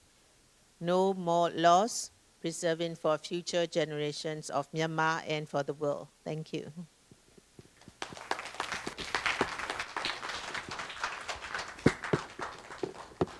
感谢欧玛哈，帮我们做了一个非 A very comprehensive presentation. It's very helpful. You talked about post-disaster or during conflicts, how to handle many of these preservation. In Taiwan, we have also been impacted by many major earthquakes, including the one in 1999, and the post-earthquake experience for disaster recovery. It's really valuable. So it's 2:45 now, and we're going to take a 10-minute break. So we're going to come back in 10 minutes. We're going to come back in 10 minutes, 2:55 p.m. And after the break, we are going to invite two groups to present, to share their thoughts and experiences after the 3-day workshop. They are going to share their thoughts. So we're going to take a 10-minute break. Please come back at 2:55. We have refreshments ready outside. Please help yourselves. Please note, here in the conference room, no food is allowed, so please enjoy the refreshments outside. We'll be back by 2:55. 那么场外备有茶点，请各位贵宾自行取用哦。那请注意，我们会场内以及场外的博物馆区呢是不得饮食的，所以我们在场外的这个茶点区享用就可以了。我们等一下2点55分回到会场，谢谢。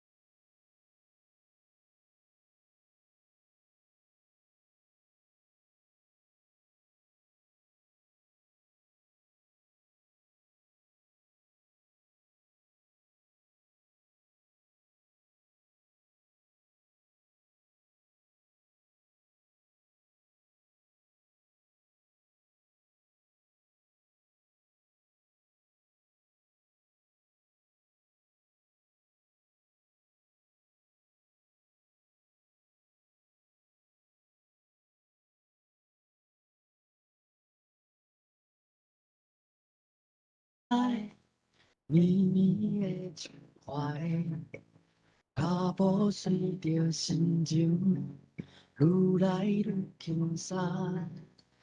阿里山的行路去，世界无得比。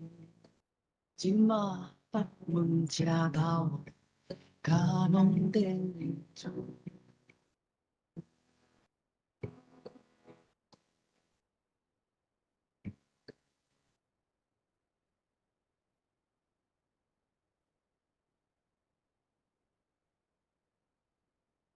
人囡仔做伙，金瓜拍树高，标定七彩交一烧，保佑往日花。细粒老的市场，淳朴的家境，鸡仔汤、鸡肉饭，人客拢烧酒问。厝外的囡仔，转来打拼，过去的繁华，如今犹原讲时时。青春的嘉义，愈唱愈大声，彩色自路线，有你来作伴。Okay, I think we should start our next session. 好，那我们应该来开始下半场的部分。那请大家回到座位。朋友哈，慢慢的进场哈。对，那个 I think我可能你要，我觉得有一个环节要加进去，就是你稍微用3分钟介绍说你们怎么进行这个工作坊的。好，然后一下下就好哈。等一下，博良啊，博良那个留在后面好了。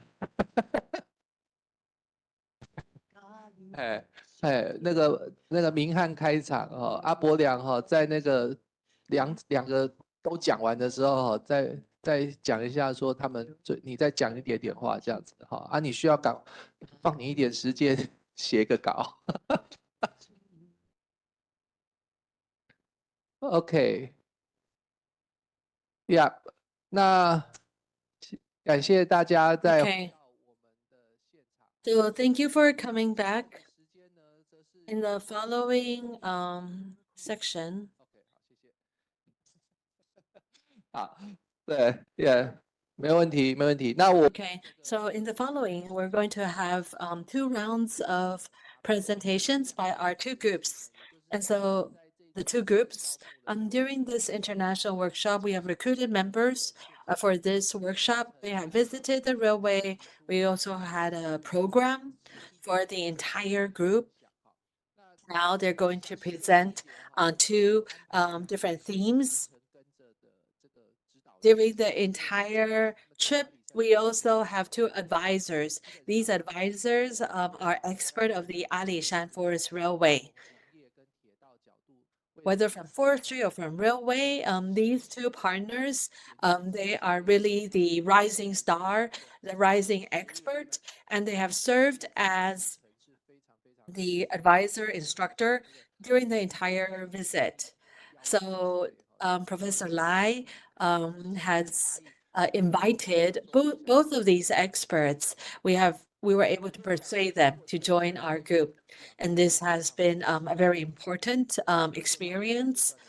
Sometimes for researchers, it's really important for researchers to share your understanding and knowledge as well. So for the first one, we're going to invite Ming Han, the advisor, the mentor of the first group, and he's going to share with us how we conducted the workshop, and then we're going to invite the 2 presenters. Thank you, Professor Wang. So in a very brief manner, I'm going to share with you.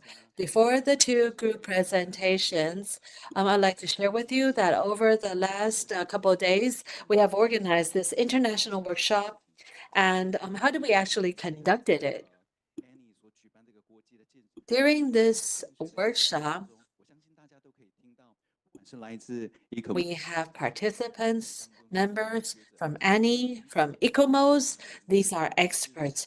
They shared with us about heritage conservation, about like disaster management.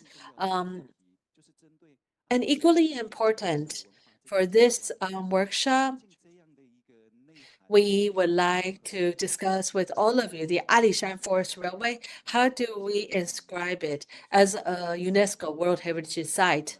So in this regard, in the second half of the program, we're very happy to have invited these very young and also knowledgeable scholars and also ANI international members, correspondents to join with us in sharing their findings. So the first group, they're going to talk about the dynamic preservation and connectivity of the Alishan Forest Railway. And then the second group, they're going to focus on cultural landscapes, and they're going to provide their insights. Over the last 3 years, we have visited various sites. We've taken the railway train. We have seen the entire natural environment, cultural environment along the railway. We've also visited many important sites. For example, the station at Fenqihu, at Shenmu Station. And we've also visited the entire Alishan National Park. We've also visited the Shade locomotive, and we have learned about its preservation and its maintenance. So Alishan Forest Railway, this is really like encyclopedia. It covers so many different areas. It's really hard to learn everything about it within a short time. So again, with this discussion, we hope to learn from the insights of our members. We have conducted interviews. We have also visited a lot of these places in person. And so these visits are going to be translated into the 2 presentations that will follow. Thank you, Ming Han, for your sharing. And before we invite the 2 groups to present, there's still one thing that I like to do. I teach in a university, so for me, I understand time management is very important. I've already communicated with the staff. So each group, you will have designated time, and if you go over time, we will have a staff member on site to remind you. So our staff member on site, if you see them raising all of their hands, raising both of their hands, then it means that you have 20 minutes left. And then if you see me raising the hand, then it means like you have 10 minutes.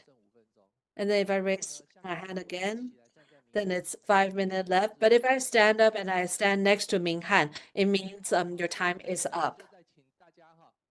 So now, together, let us listen to their presentation.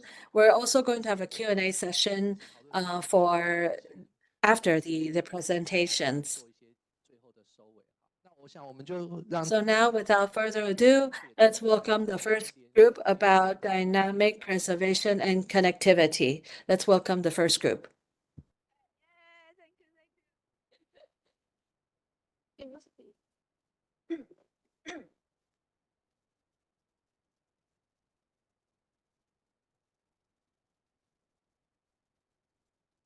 Okay, so 大家好， and 我 I'm 们 Yi 是 Xian, the first speaker. Yeah, very first. So I'm nervous, but let me represent our team to do the opening for the presentation. It's a great honor to join this year's ANI International Workshop here in Jiayi to discuss the Alishan Forest Railway, one of Taiwan's most significant cultural landscapes. But before we begin, I would like to invite you to reflect on a simple question.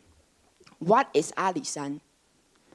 Yeah, for many people, the name immediately brings to mind the forest railway, the history of logging, or the beautiful natural view, right? These are all true, but Alishan seems to hold more layers worth exploring. Let me share a small story.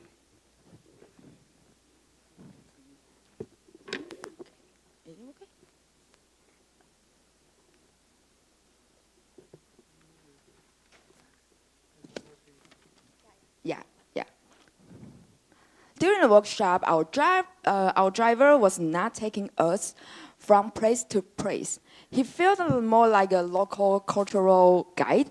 Along the way, he shared the stories and the legends and even asked questions that made us reconsider things we thought we already knew. Just before we boarded to the Alisan Forest Railway, he suddenly asked us, "Do you know why it is called Alisan?" Yeah, do you know why it is called Alisan? That question, through the story he told, opened up a new world of imagined Alisan for me.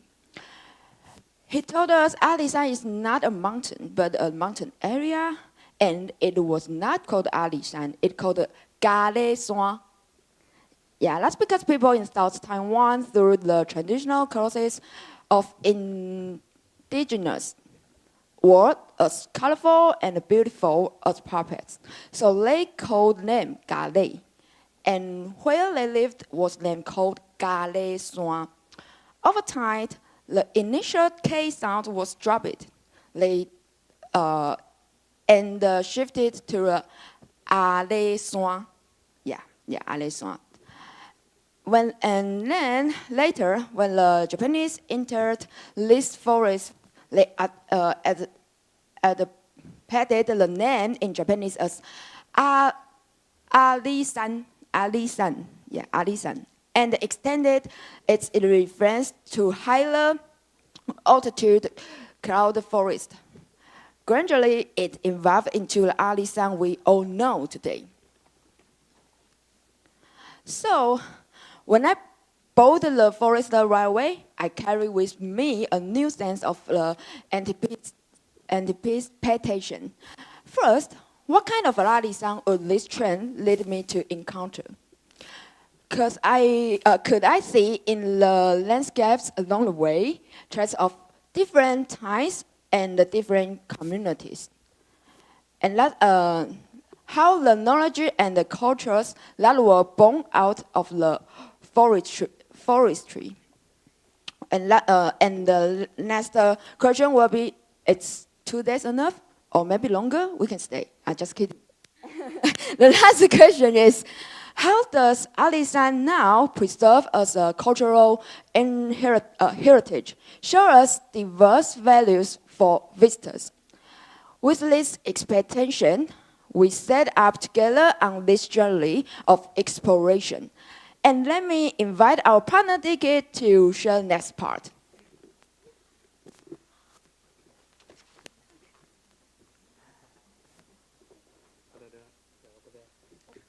Okay, thank you very much.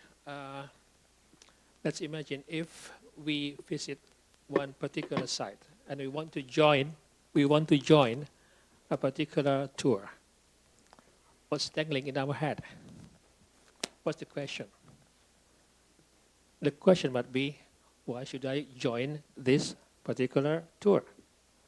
What's the specialities? What's the importance of this particular tour? And that will be our question also when we join the tour to Alishan yesterday, correct? So the why question would be the first that should be answered. And that should be answered before we jump to the train. So it is necessary for us to have a short, brief information before we go to the train.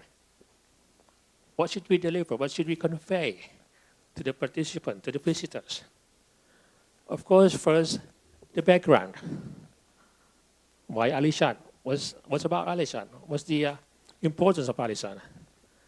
As we know that Alishan was one of third largest cypress producer in the past, after the United States, Japan, and then Taiwan. How large, how big, what's the value? That's another question. Yeah. The value could be divided into like volume of the trees, volume of the cypress fruit, and also the economic value. You can find that in historical records, correct? I don't really know what the value of in dollars. But then come the second one. The second question is the problem. What's the problem at that time? The problem was the lack of transportation, as Albert explained us, that there was only one single option through the river. And it's only available 3 or 4 months a year. That's a problem. Despite the abundant cypress wood that could be transport and then sell to other country. So at the same time,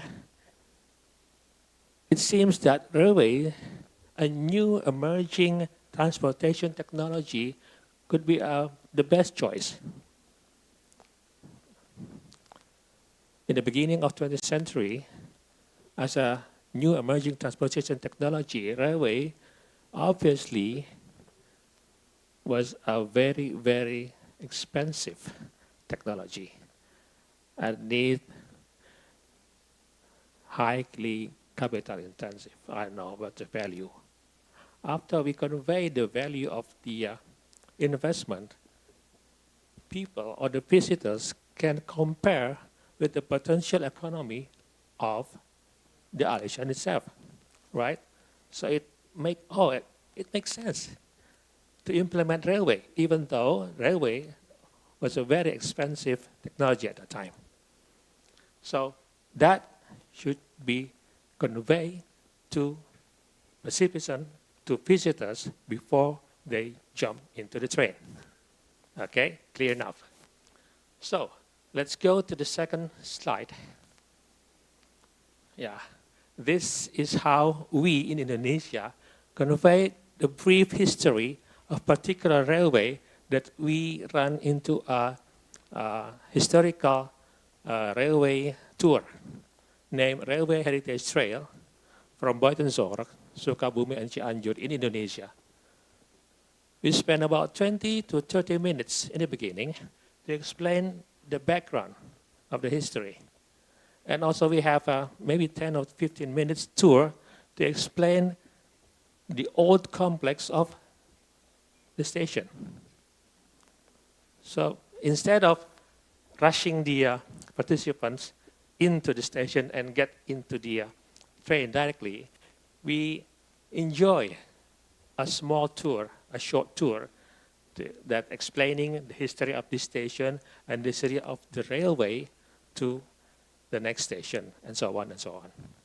Only the beginning, only a brief history. Okay, next. Okay, and then what's the goal? The goal that all we have done today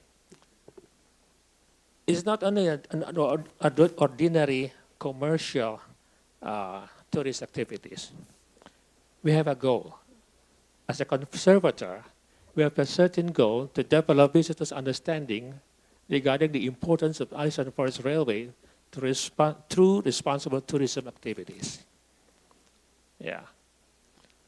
We hope, we do have exception that in the future, it may lead to consciousness among the public regarding its preservation.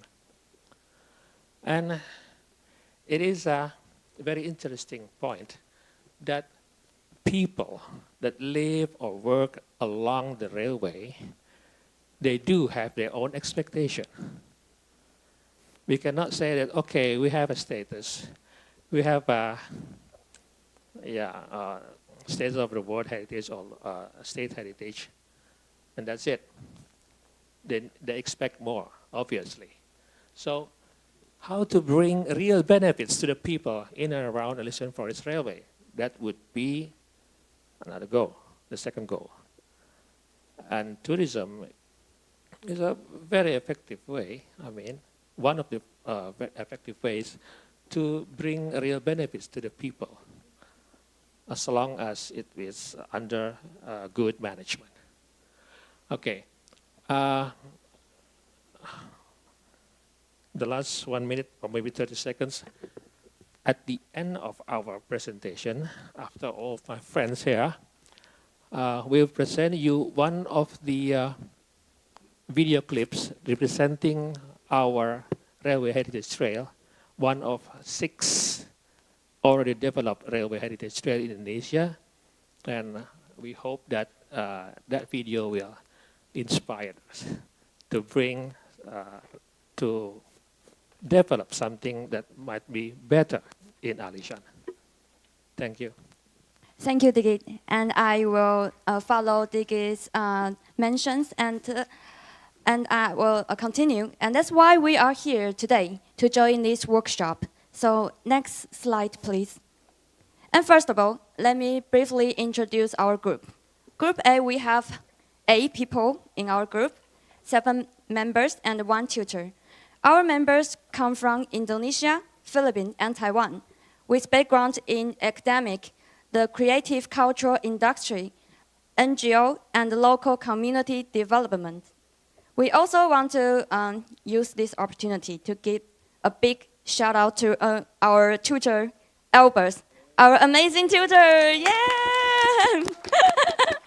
Because of his patience and effort, we learned so much from the Alishan Forest Roadway. Next, please. In this 3 days workshop program, we learned a lot about the Alishan, starting from嘉义City, which you can see from the picture, and then diving into roadway and forestry knowledge. Even for me as a Taiwanese, this trip gave me new perspective of Alishan. From our group discussions, we highlight 3 main features of our trips. The first one, rich and comprehensive information. Thanks to the professional we met these days, we gained a lot of new knowledge. The second one, an accessible communications environment. With interpreters, our foreigner friends can communicate freely with guides and local people. The third one, enthusiastic and engaging guidance. Beyond the official tours, local roadway staff also share story with great patience, which really impressed us and led us want to go back to Alishan again. However, while we enjoy the trip, one question comes to our mind. Next. How do we deliver this feature to all visitors? Because our impressive experience during this trip are almost based on the special arrangement by our staff. If I am a general visitor, can I also have the same experience? And as you can see, this background of the slide showed is the Beimen station. The starting point of our journey, as our tutor Albert said, Alishan is like a book, full of story and knowledge. The challenge is, how can we make sure every visitor can access what they want to know? Next, follow this question. We came up with 3 suggestions, and my teammate will explain them in detail. First one is accessible information. How do we make knowledge easy to understand and accessible to everyone? The second, immersive experience. How can we improve the visitor experience and build deeper connection with the roadway? The third, branding and financial. How do we keep the Alishan Forest Roadway story consistent and also sustainable? Next. And also, to make people easily understand our idea, we generally identified 3 main target audience. First group is general Taiwanese visitors, because this group is which they will visit Alishan the most often. And the second group was the foreigner visitors, since Alishan might become a World Heritage in the future. So we believe that the international visitor will be very important too. The last one is the next generations, because we believe that we need not only reaching out to the world, but also passing Alishan's heritage down to the young generation for the sustainable ability. And so now, I will really happy to hand it over to my teammate for the detailed explanations.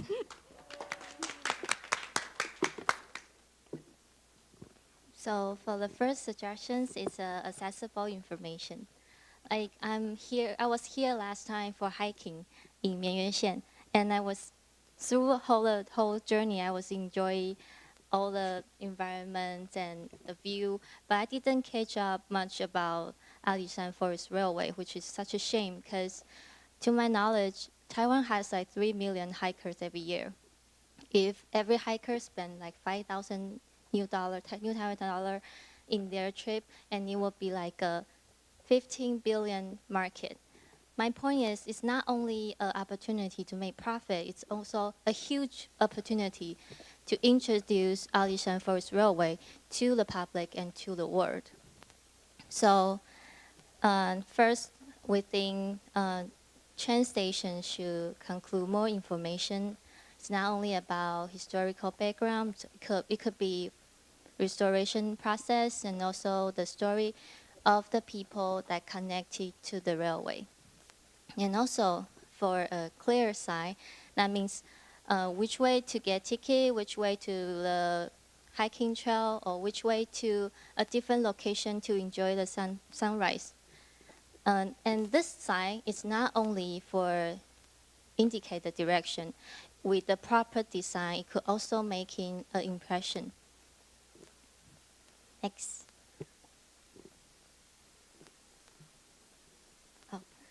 So, because the Alishan Forest Railway, it's a Taiwanese cultural landscape, and it's also one of the potential World Heritage Site.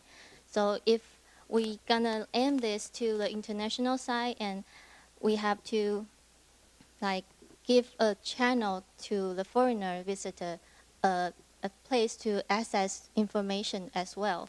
So it's not only about translation, because foreigner might not familiar with the history and culture about Taiwan. So we also need to put a broader historical and cultural context into the information.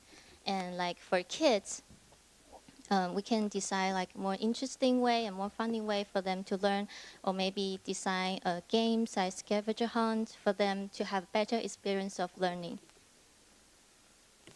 And for a different TA, like because not everyone interested in the same thing.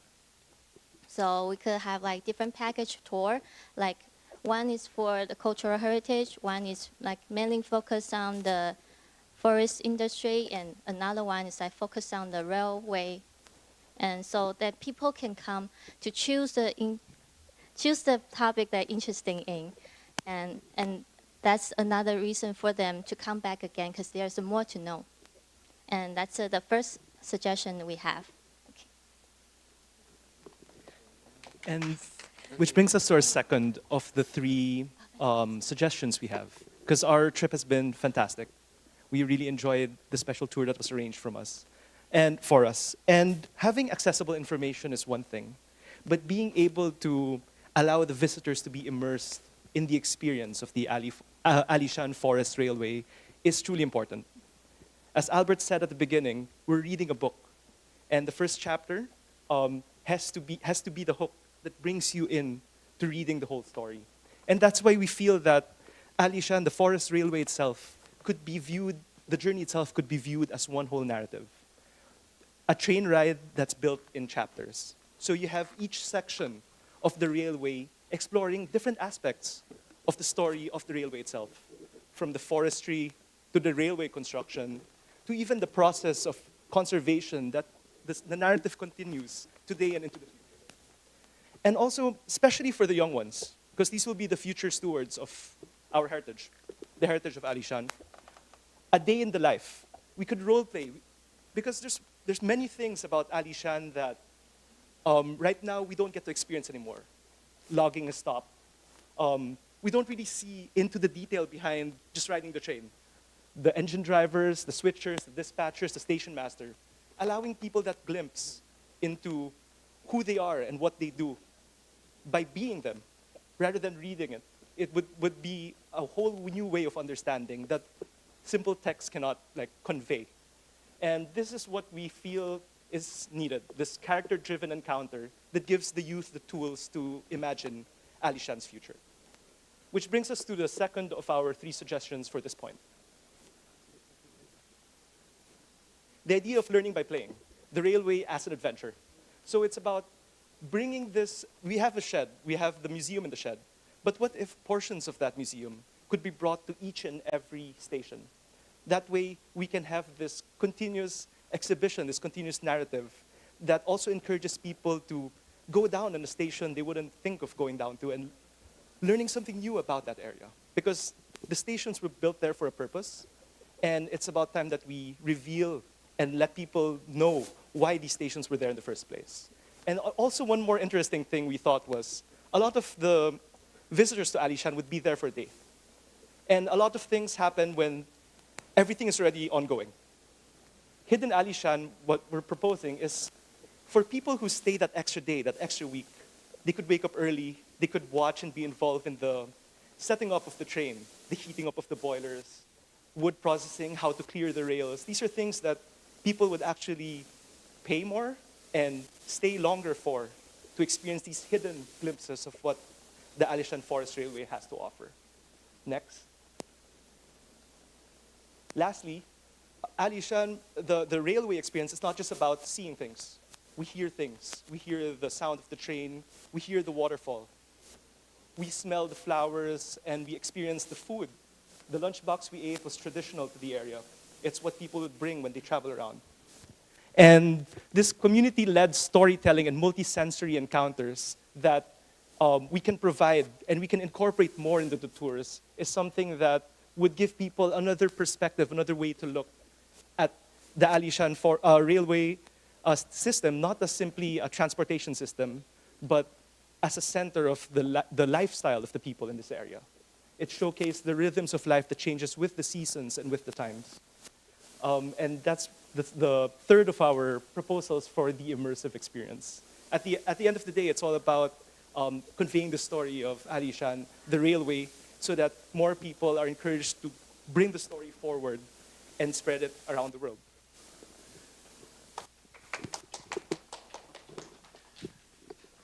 Right, so hello everyone. I'm Lin Mengxuan, or also you can call me Really. Like, really? Really.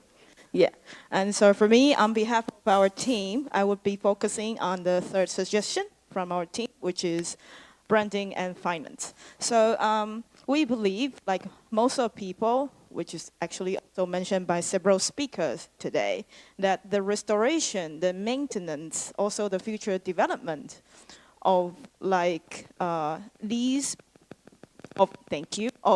precious cultural heritage is going to take huge resource and effort, and therefore it is important and extremely important to improve the sustainability. And then so give me a second. Yeah. We don't have seconds, yes. Okay, yeah. So that's why we think the branding and finance would be one of the important aspects that we want to focus on.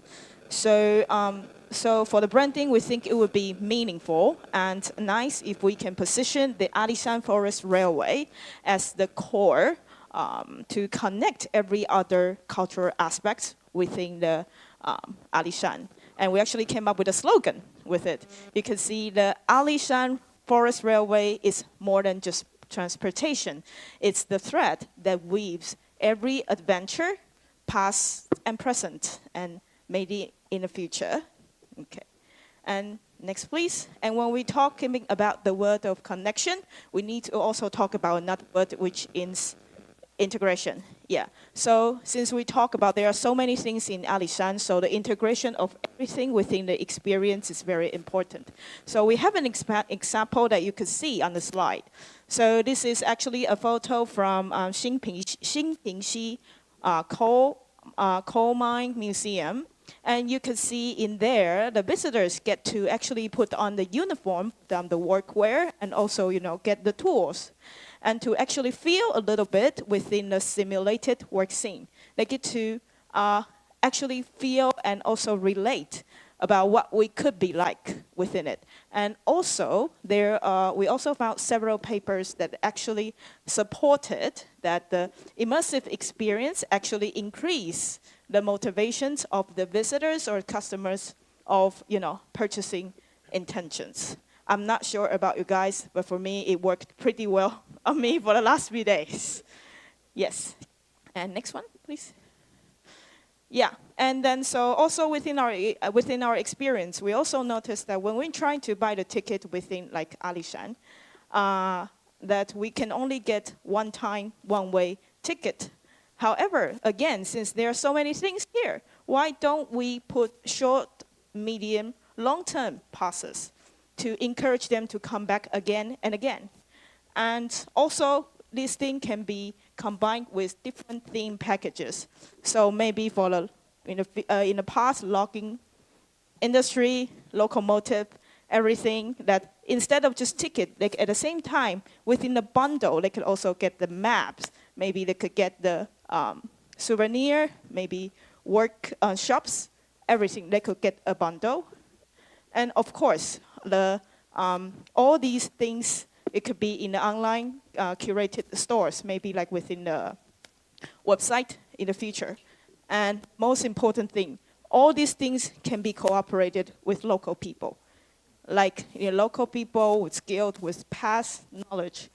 For them, it's not just to, maybe also for them to get more profit. Also, they are also the part of the cultural heritage in Alisan as well. So we think it's important to include them. Next one, please. Yeah, so on the top right hand, we also want to mention like the safe and resilient Alisan Forest Railway network made all these possible. Like in the past many, many years, they've done a lot. They built up these very important milestones. And also thanks for all the efforts they made in the past. And so right now, let's move to the next challenge. Yeah, thank you. And the next one, let us invite our future generation, the youngest member in our team. Thank you. Alex. So I'm the last person to present. Okay, just so to wrap up, we found that even though Alisan has incredible cultural and natural value, it's still not very much accessible for everyone, especially for the foreign visitors like us. Okay, thank you. So the information that is out there can feel overwhelming. It's often only in Mandarin, and oral presentations by themselves don't really capture the scale of the depth of Alisan's history. So to move forward, we see three main directions. First, we should strengthen visitors' understanding of the Alisan Forest Railway through responsible tourism. So this way, people don't just visit. They also develop awareness and appreciation that can lead to preservation in the future. Second, we need to make the story more inclusive and accessible by using immersive experiences that engage both the senses and the mind. Visitors can connect with the history in a way that is easier to follow and more memorable. And third, for Alisan to be truly sustainable, it can't just depend on government support. It needs to build financial independence through strong branding, creative income-generating products, and by involving stakeholders along the railway line. After all, future of Alisan tourism is about balance. Next slide, please. Next slide. Again. It's about protecting heritage, engaging visitors in meaningful ways, and making sure the whole system is financially sustainable. So if we can strike that balance, Alisan will continue to grow as a place that benefits both visitors and the local communities who live around it. Next slide, please. Last but not least, we all know that Alisan is beautiful, but have we experienced it at all? Ladies and gentlemen, let's start at the Bayman station. Next slide. Thank you so much. Thank you, Albert, for guiding us, and thank you so much for the attention. Before we step off the stage, we'd like to actually present you with a video about DKIS activity, or DKIS Heritage Industrial Activity in Indonesia. Please.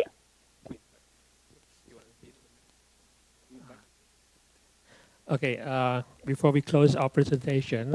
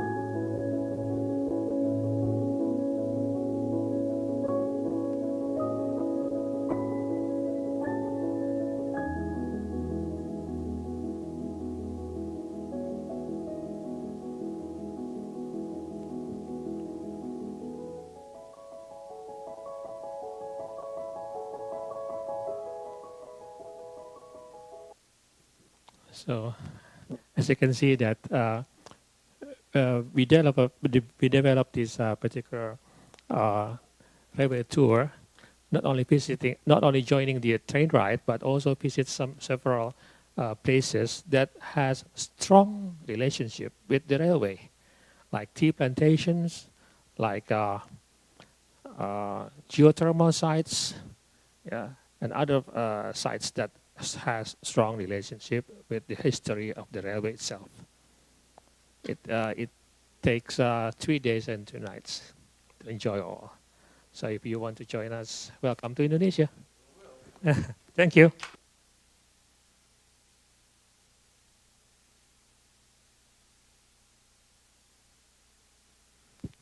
Okay, thank you. The first team has a very concise presentation and give a very useful information. I think that these information are really useful for you.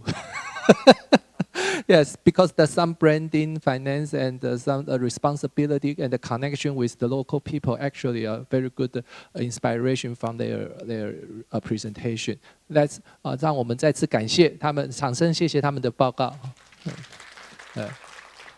好，来换第二组了哈。那第二组的这个报告呢，将会是从这个文化景观的这个保存跟诠释。我看一下。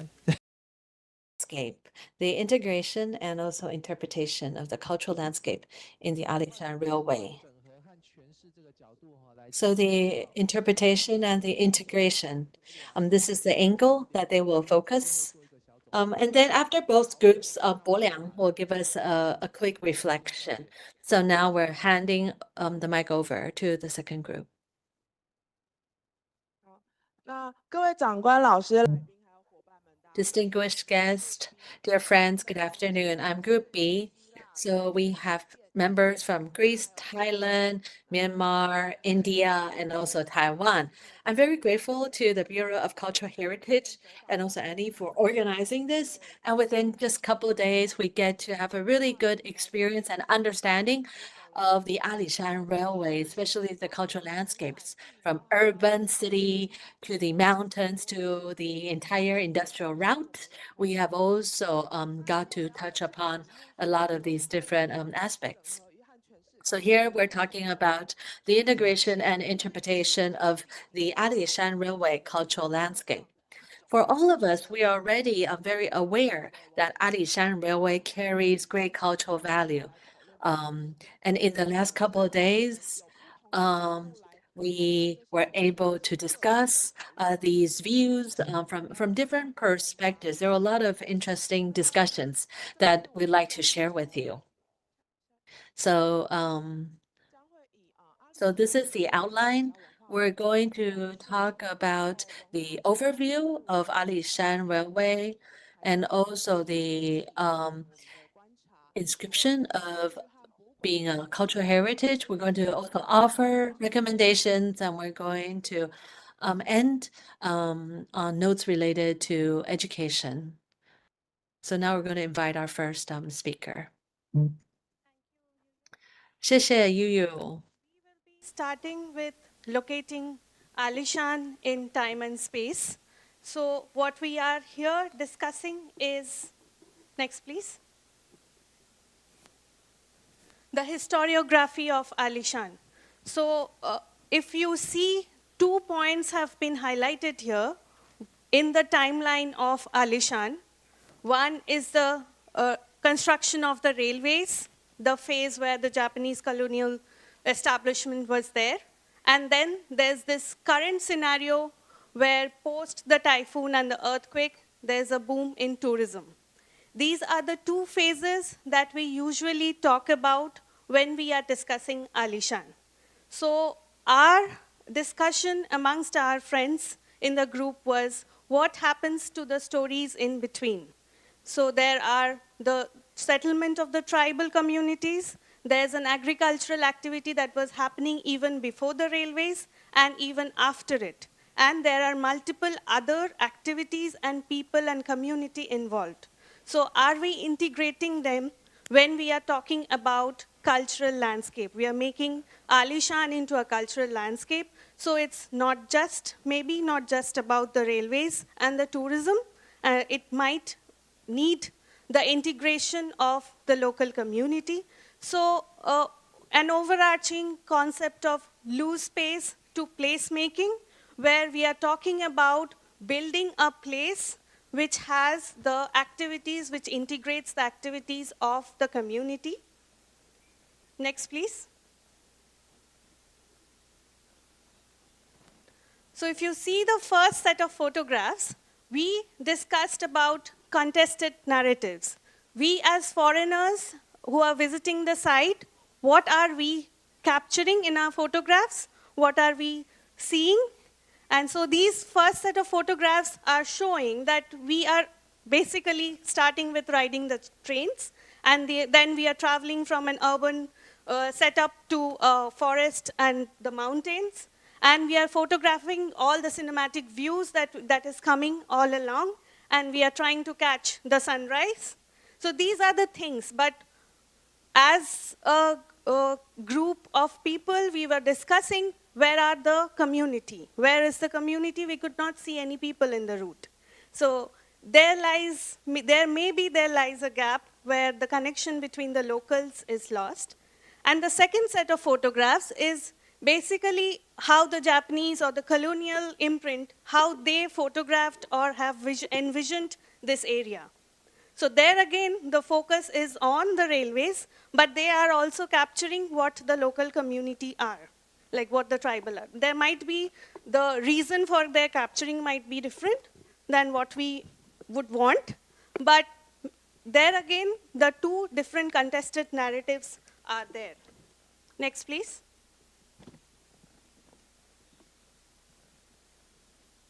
So what about the people who are residing, who are daily working there, and who are basically communicating with us and staying in that place? What is their narrative? That's what should be included in a definition where we are trying to make this a cultural landscape.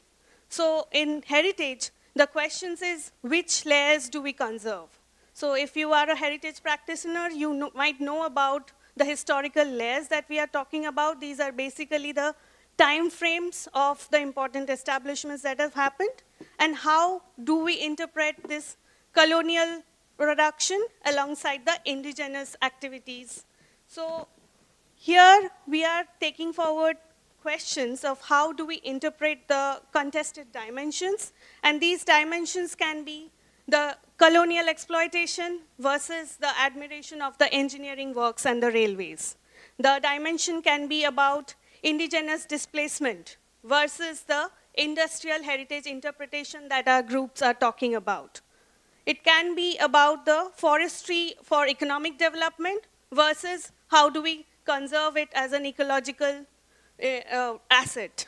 And the dimension can be about how do we make this a national identity versus a potential world heritage. The needs are different, and we might have to give parallel narratives for all when we are interpreting this kind of site. So my colleague Suju will be taking forward the presentation. 好，接下来由我来为大家介绍，因为我们的 to share with you. So here we're talking about the integration and interpretation of cultural landscapes. In the past 3 days, we have conducted this visit. We've also engaged in discussions with our international partners. So here, I would like to bring your attention to this document released by the Ministry of Culture in 2019. So here, I have incorporated some of our views. So the reason of inscribing the Alishan Forest and Railway cultural landscape, why is it of national significance here? There is the forestry value. Alishan is the Zhou people's spiritual, cultural, and hunting and medical practice site. And here, I think you should focus this point, not just talking about a place for livelihood. For example, about Tashan, about these herbal medicine, and also about these hunting practices by the Zhou people. So on the right-hand side, this is our critique. Here on the left-hand side, again, the red point, this is one of the largest government-run forests during the Japanese colonial area. So here, for these wording, I feel like in addition to forestry, it is also important to emphasize the uniqueness of the Alishan natural ecosystem.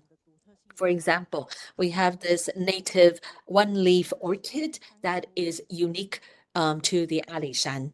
And then the third point, here on the left-hand side, it says that Alishan bears witness to the transformation of the modern logging industry into a tourism-oriented settlement. So here we would like to recommend that the statement should focus also on cultural production and the economic benefits deriving from tourism.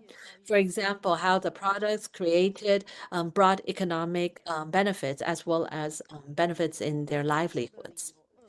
And then the second reason for the designation, here this is related to the railway, highlighting the achievement in railway technologies. And here we believe that the railway equipment and also technology that were imported from abroad could also be highlighted. In addition, the Taiwanese technical experts in railway technology and also valuable workforce workers' stories should also be incorporated. And then the third reason, here in red, Alishan Forest Railway has fostered this cultural landscape along the entire route. Here, our suggestion on the right, along with the focus on post-industrial relics, the cultural rights of all workers involving in assisting with the management of the Alishan Forest Railway should also be highlighted, and their stories should also be shared in this cultural landscape. So here, I would like to pass on to my partner. My teammate Suju 好，那我刚刚我的 a very brave, bold move today. According to her this morning, she said, the document by the Ministry of Culture of Taiwan was produced by scholars, specialists, but obviously it's a good work that introduced Alishan and the idea of Alishan cultural landscape. But for sure, every initiative, every single step always have room for improvement. So she first started just doing close reading of the text and find out what gaps are there. My task here just to highlight the gaps in the policy text in a more economic manner. So I just put up the title, Unpack the Policy Conundrum by Beyond Authorized Narrative. My talk is basically inspired by the work of Laura Jane Smith on authorized heritage discourses. Please go to the next slide. Suju basically concerned this morning, and she was a little bit realized that she made a bold move because according to Laura Jane Smith, usually the idea of authorized heritage is not authorized policy, but authorized heritage, usually dictated or shaped only by experts, civil servants, without other voices from below. And that's what we try to tackle and try to say, like, we try to reframe or be provocative in saying we need to reframe the Alishan cultural landscape by introducing plural participatory storytelling, moving from top-down policy to include voices of indigenous workers, locals, entrepreneurship, and many people. During the trip, a conductor on the train up to the mountain told us many stories. I don't know you get it. One time he said, like, please come to Alishan. I have to struggle. I need to put food on my family plate. I have my favorite places in Alishan. That's a place, you know, if you go there, you will see fires and so on. He have a lot of story to tell. These small people matters for heritage making. The second point that we like to encourage stronger integration of lived landscape. If you see the forest, you see the train moving toward time and space for century, decade, and so on. It's nothing if you don't really focus on how people experience and make this landscape or experience them. So we would like to, the next step of Alishan project to move beyond monumental of industrial heritage and move to value everyday practices, livelihood, inhabitation, mobility within the evolving landscape. The third point we like to propose, to recognize the particularity, I highlight particularity, or even uniqueness of Alishan industrial cultural heritage. Around the world during the Industrial Revolution began in the UK, then Germany, and then around the world. You can see from Europe, Germany, England, the UK, the Trans-Siberia train, going to India, Thailand, Indonesia. Industrial heritage, the train that we saw in Alishan are common. It's global common. What exactly the particularity of Alishan? You need to highlight, you need to bring in only lived experience and also participatory storytelling in different manner can help you to highlight this. So this can be achieved through molding between natural heritage, the rich environment. Throughout the way, we heard only the story of tea farming, bamboo, and guava.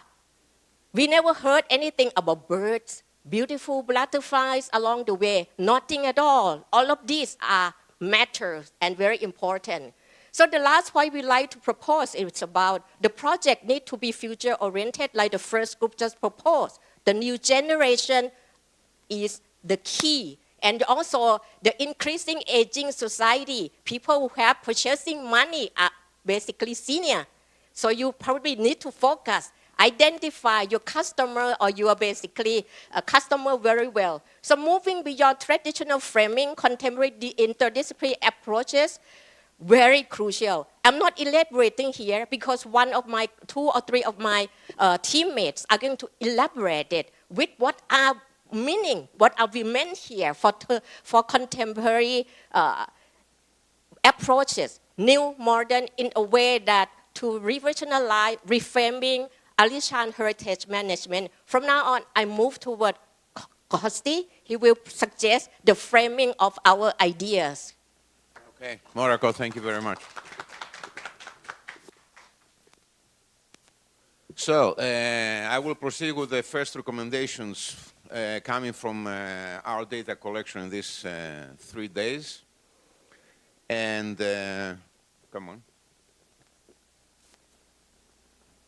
And I'm going to talk briefly about a relatively new concept which was introduced by UNESCO. They call it cultural sustainability and cultural production. So, cultural sustainability is an umbrella term that it encompasses everything that has to do with culture and cultural heritage, okay? And also, it's closely related to sustainable development. I'm not going to go deep into sustainable development. I think you all know about all this, sustainable development goals and so on, yeah? So, however, cultural sustainability has a dual meaning.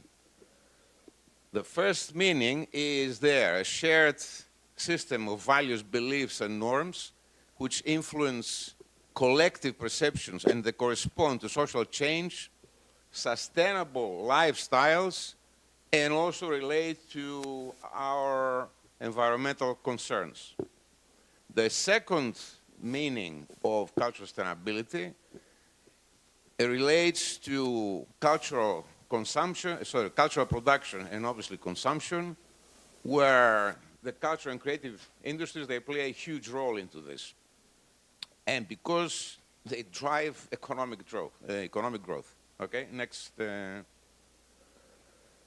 So, if we want to put this into some kind of a framework, so cultural production relates to these three key performance dimensions. One is creative and artistic merit. In other words, if we want to put it in plain English, if we want to make money from the Alishan project, we need to move into creative and artistic cultural products that are meaningful and not Disneyland, as my friend Alex suggested a couple of days ago, all right?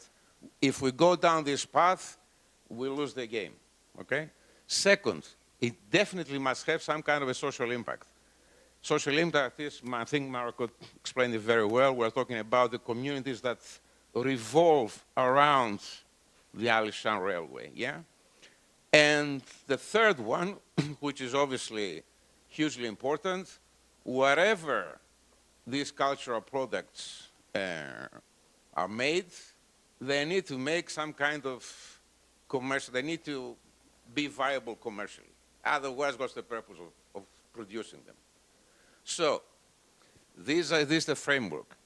The other thing that cultural sustainability tells us is about what they call cultural districts. And cultural districts, they operate within interconnected intercity networks.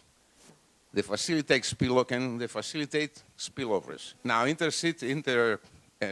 interconnected networks within cities, we've seen them on our way to Alishan. We saw some ladies there painting glasses, they saw painting plates. Yeah.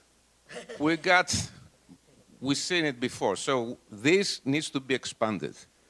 Sorry, move, no. Go on.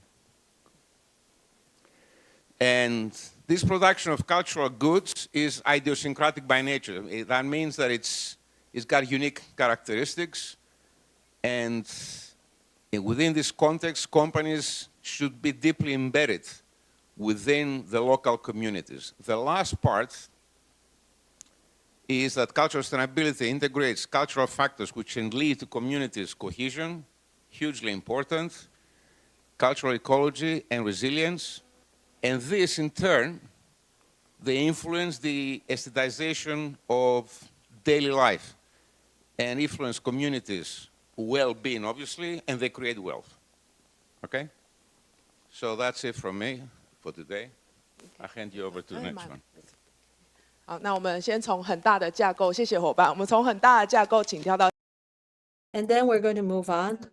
在我们想要达到文化永续的目标。 So when we talk about the goal of cultural sustainability, we need to have these consensus, these shared values in the community. And I think we think education is very important.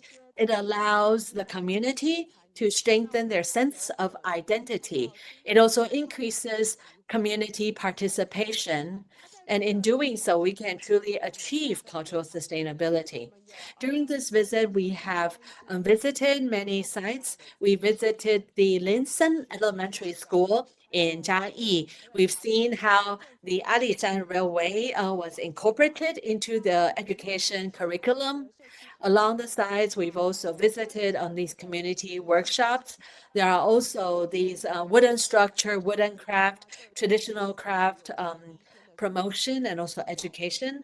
So these were the experiences that we have received. So from education in school to community, we have seen how the government is very involved. Yet a lot of the materials are sort of ad hoc. They're not integrated. They're not really part of a larger system. And I think that is quite a pity. So in the future, if we're able to integrate these different organizations, to pull together these different educational programs, I think it's going to be more impactful. And this will also help us achieve cultural sustainability. So here, for the Alishan Railway promotion and education, from building the foundation, top down, bottom up, from small to large, like how do we build this cycle, build this ecosystem to really highlight the value, to really make it a very lively experience? This railway is still much alive. When we visited Linsen Elementary School, there were these graduated alumni. They were also there in the elementary school.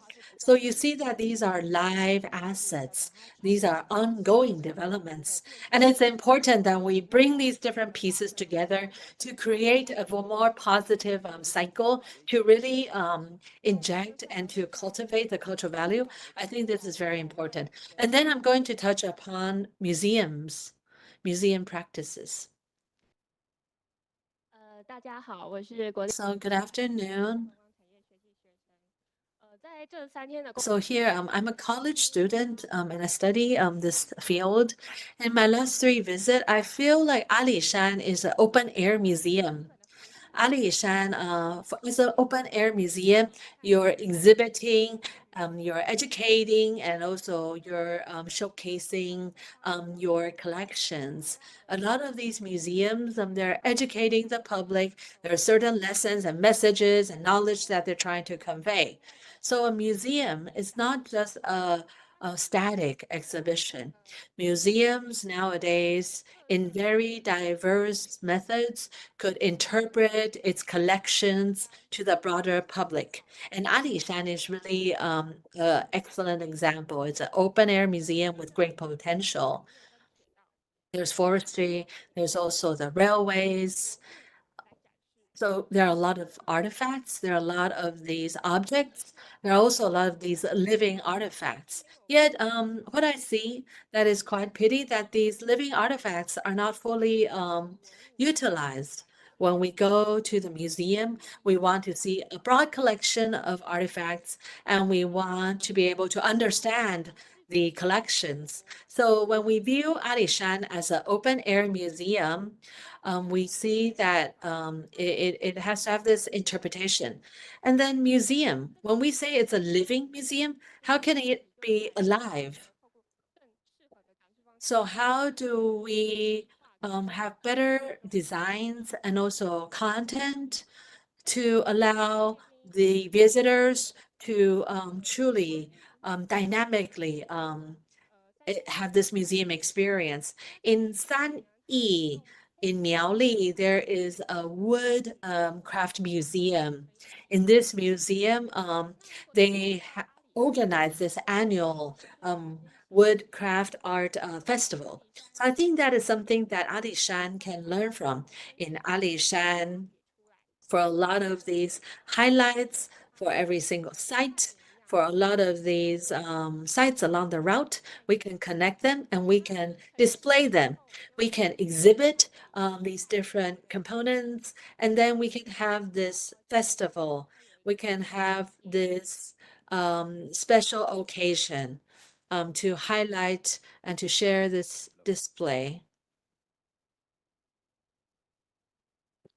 Next slide, please. 下一张投影片。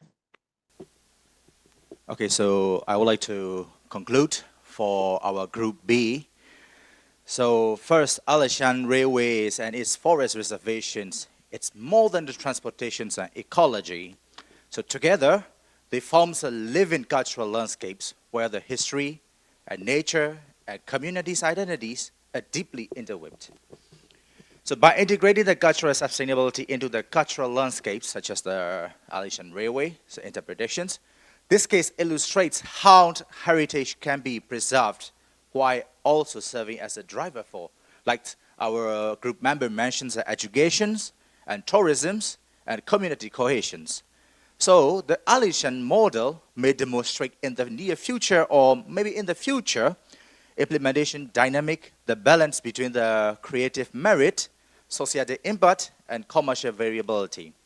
So showing that cultural heritage can be both meaningful and sustainable.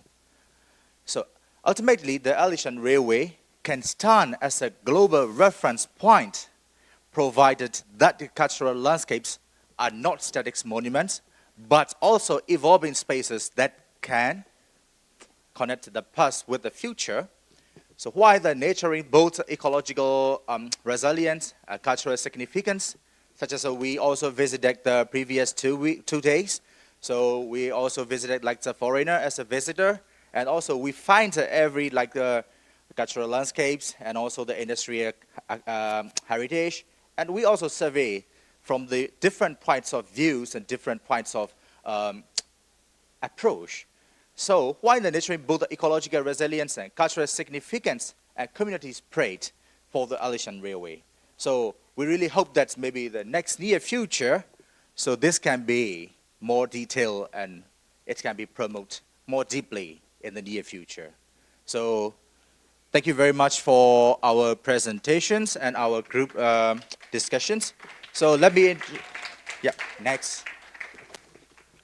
So let me introduce our group members here. Our group leader, Chambo Liang, and Mr. Agrafoistics here, and Ajahn Murakot Meya from Thailand, and I'm Zolenai from Myanmar, and Ambadika from India, and Suju. So she's very active and very excellent group members in our groups. So it's also, she's one of the group members, and she's very excellent, active. And Yo-Yo here, for the education parts, he prepared everything, and we discussed like the very detailed, right? And then Yu Chan, our youngest team members. Okay, thank you very much for our presentations and for this chance, and hope to see you again or soon. Okay.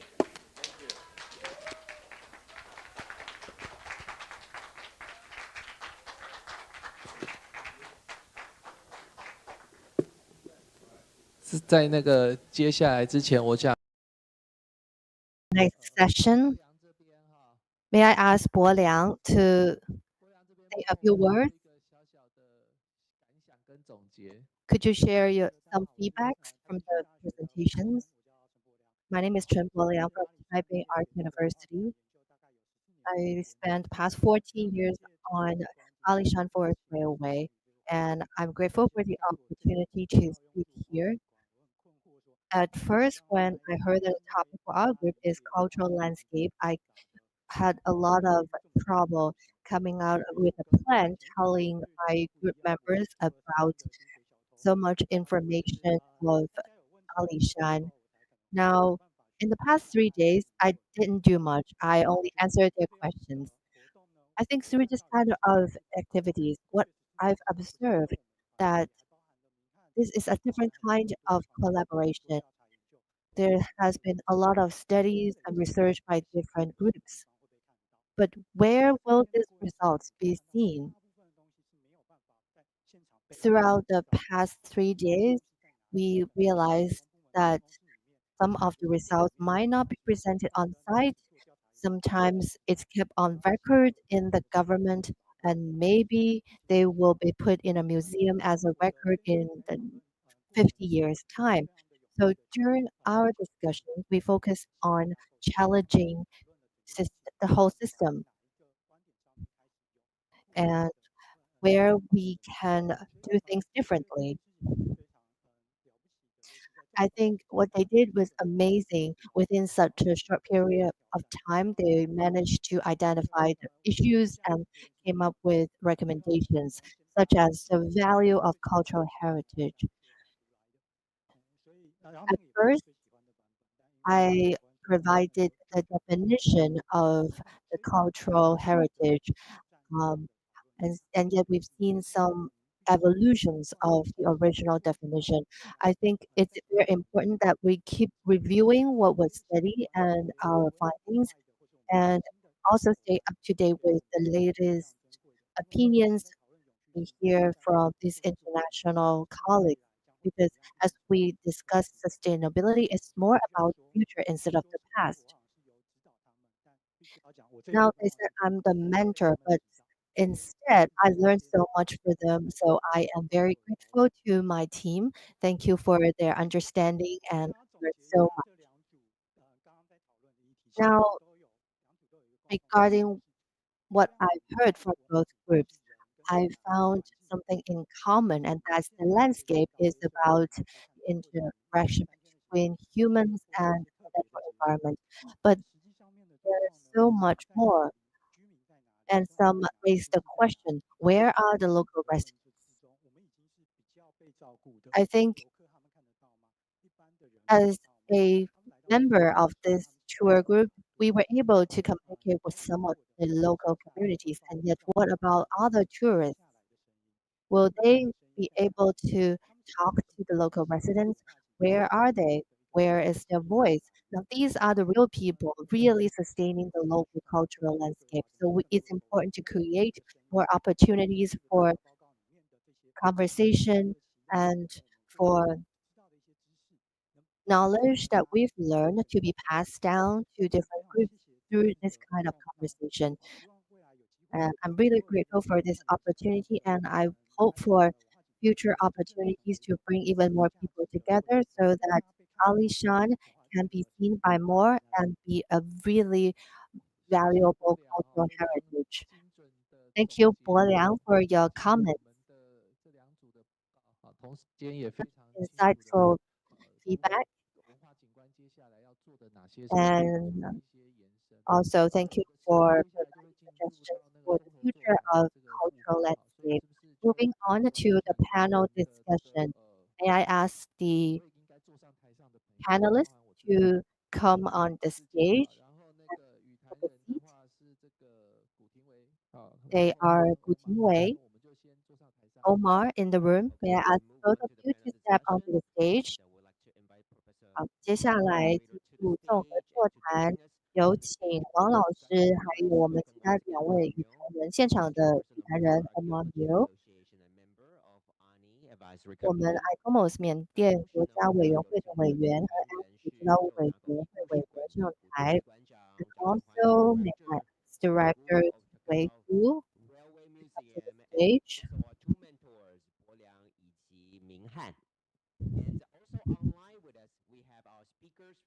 另外还有线上来自菲律宾以及印尼的讲者，也和我们一起进行语谈。也在网络上同时加入我们的讨论。那接下来呢，再把时间交给主持人。I will now hand over to Professor Wang. Thank you for your input. We will now move on to the panel discussion. Normally in the first round, I will ask the panelists to share their observations or anything, any feedback they have to the speakers. 从欧玛这边，或者是在 Maybe we will hear more from Omar and online speakers. And then we could also take those comments to further discussion. And if there's questions from the floor, I will also raise them. So this is how we are going to proceed. In the interest of time, let's get started. Maybe we'll start with Director Gu in the room.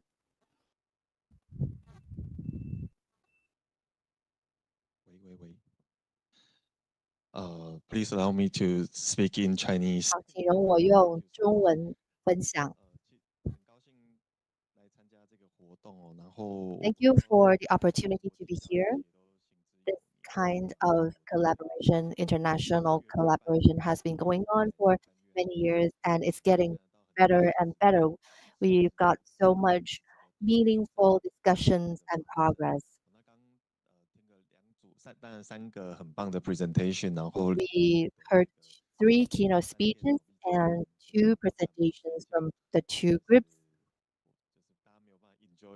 enjoy your journey on 阿里山的感觉，非常。 It was so exciting, and thank you for all the sharing. I was very impressed by Bo Liang's comments. He is really the expert of Alishan Forest Railway. 部门这么多的单位，不管 As he mentioned, across the collaboration of the public and private sectors, and also studies by all the scholars, there has been a lot of work done on Alishan Forest Railway already, and a lot of stories have been collected. But those results are kept in the record and submitted for review. That's a shame. And we've learned from the presentations that there are so many stories. And also they've talked about room for improvement for the Alishan Museum. I've also been part of a lot of discussions on the Alishan Museum as well. Actually, a lot of work has been put to make it better, and yet it still could have been better. And it's been brought up by some of the colleagues in the room.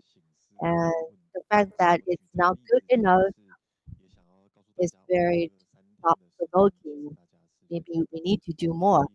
And in the past 3 days, I can tell that you really spent a lot of effort. You really worked so hard. I think you guys have contributed so much to this workshop, and we've learned so much. And I've got so much information, and in your presentations, you share your observations based on your expertise, and you provide the suggestions for the sites, and from 2 different perspectives. You've identified the issues, the challenges, and also you nominated some possible solutions as well. That was very impressive. You managed to accomplish so much within such a short period of time. It's just amazing. And Bo Liang also said that maybe along the route, some of the results are not shown in the description. For example, we've heard stories from the indigenous people, and they are very representative. We've heard their stories. And some colleagues brought up about what we can share from the pre-colonial period as well. I think that's a very good point. We tend to approach it from the colonial period, but then there's the pre-colonial period, and that's really relevant to the stories of the indigenous people. In fact, during the Dutch rule, yes, we were once a colony of the Dutch, and Alishan was already called Alishan back then.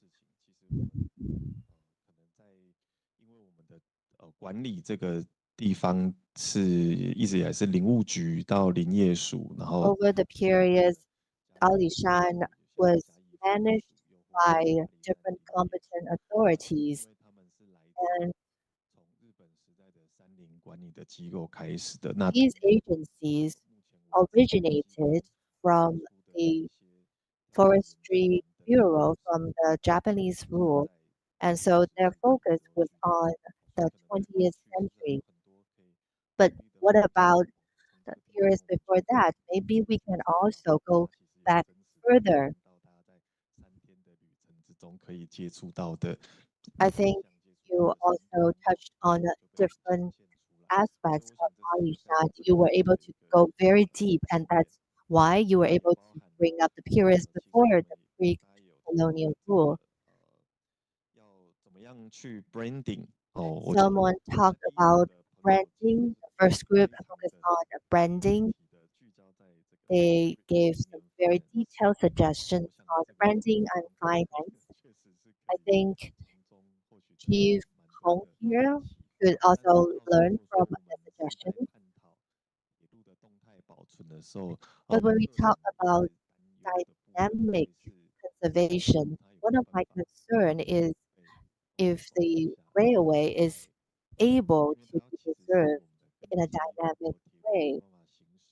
Now, the railway is the foundation of the whole project. Without a railway in operation, we will lose the core value of the brand. I think you all saw an image of a group of engineers maintaining the tracks. In fact, it is required by law that at a certain height, at a height above the Funqi Hu, the tracks had to be restored in the original wood, whereas in other cases, they were allowed to use other techniques and materials. If you were there, I'm sure you'd be amazed by the process of the maintenance. You could see there's a lot of labor going into the whole process, and we really need very experienced engineers to take on the maintenance.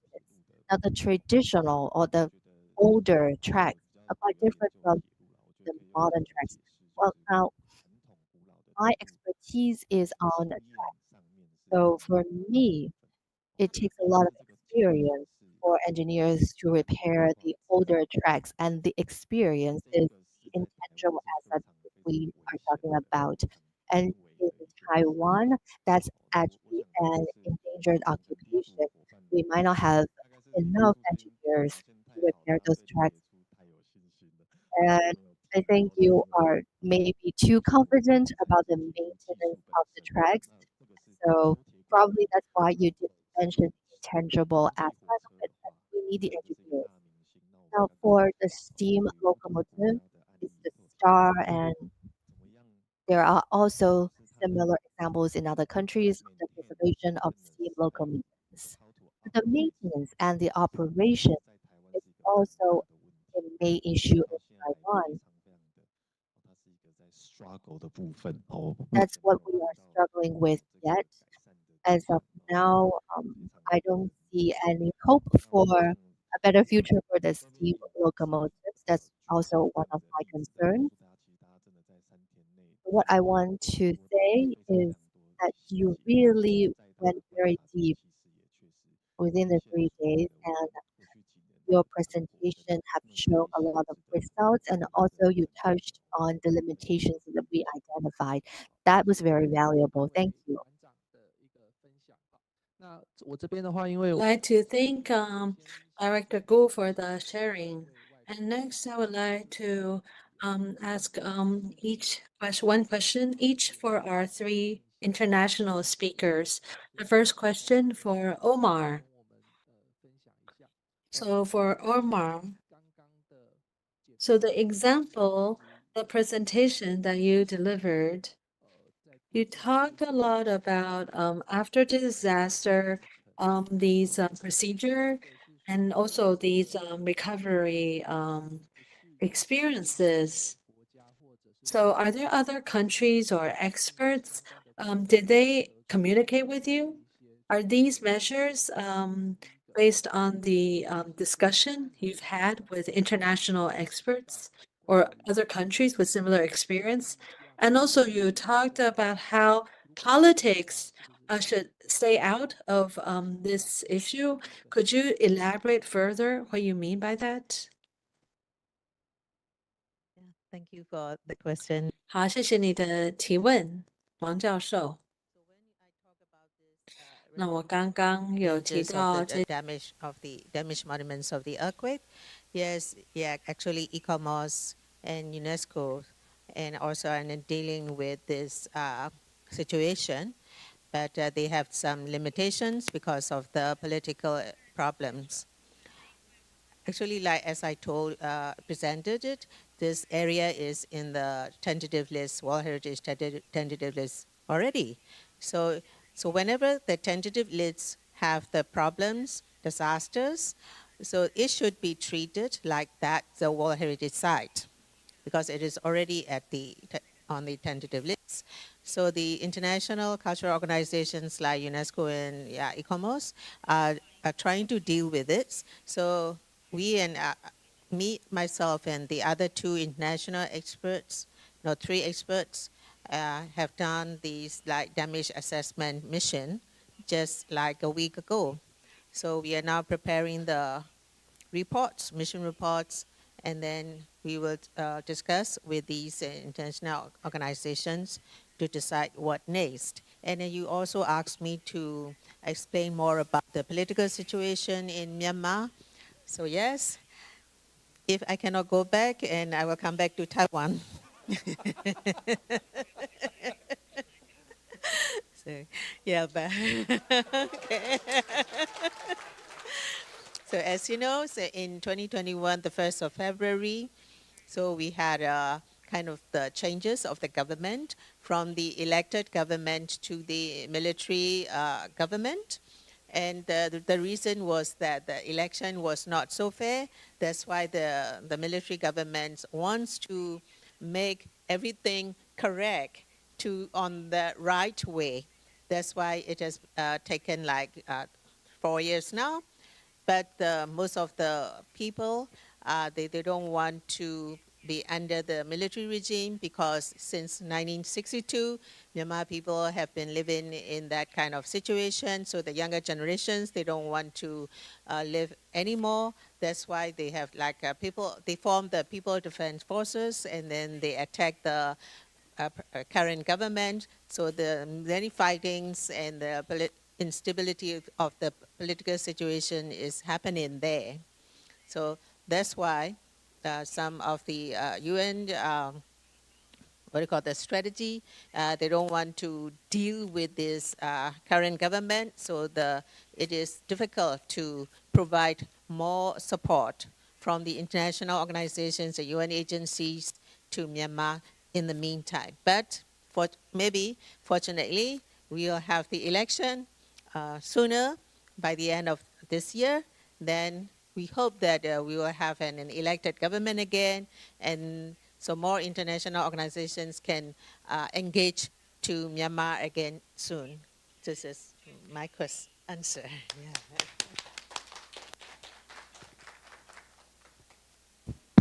OK， 谢谢欧玛的一个回复哈，我想这个事情会变得更好。好，对，那我接下来想要请问的是，在线上的这个Rahmat 哈，在印尼的 Rahmat，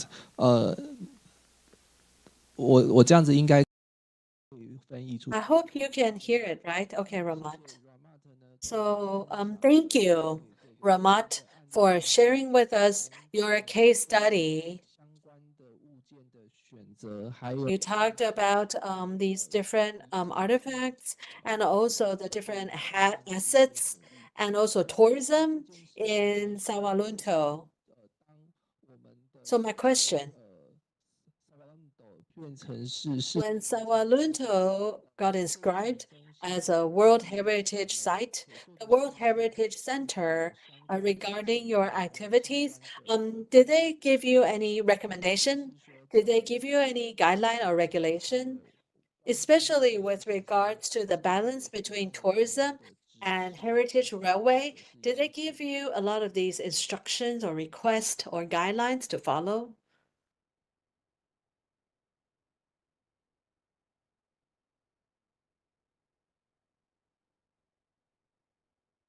Ramat, if you hear the question, you can turn on your mic and answer.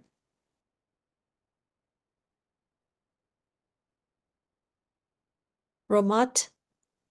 Yes, Ramat, can you hear?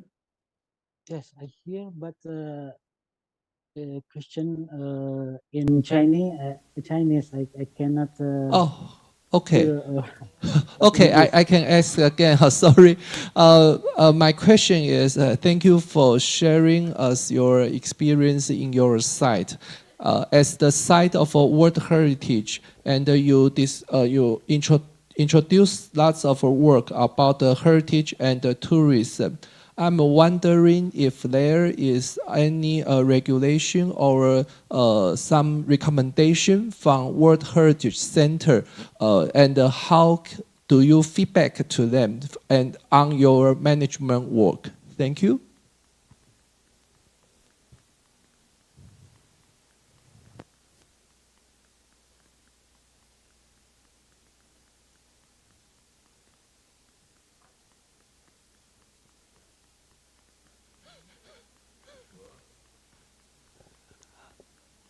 Yes.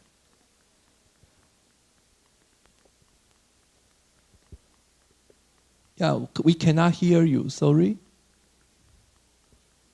Hello, you can hear me? Yes, now we hear you. Yes, thank you.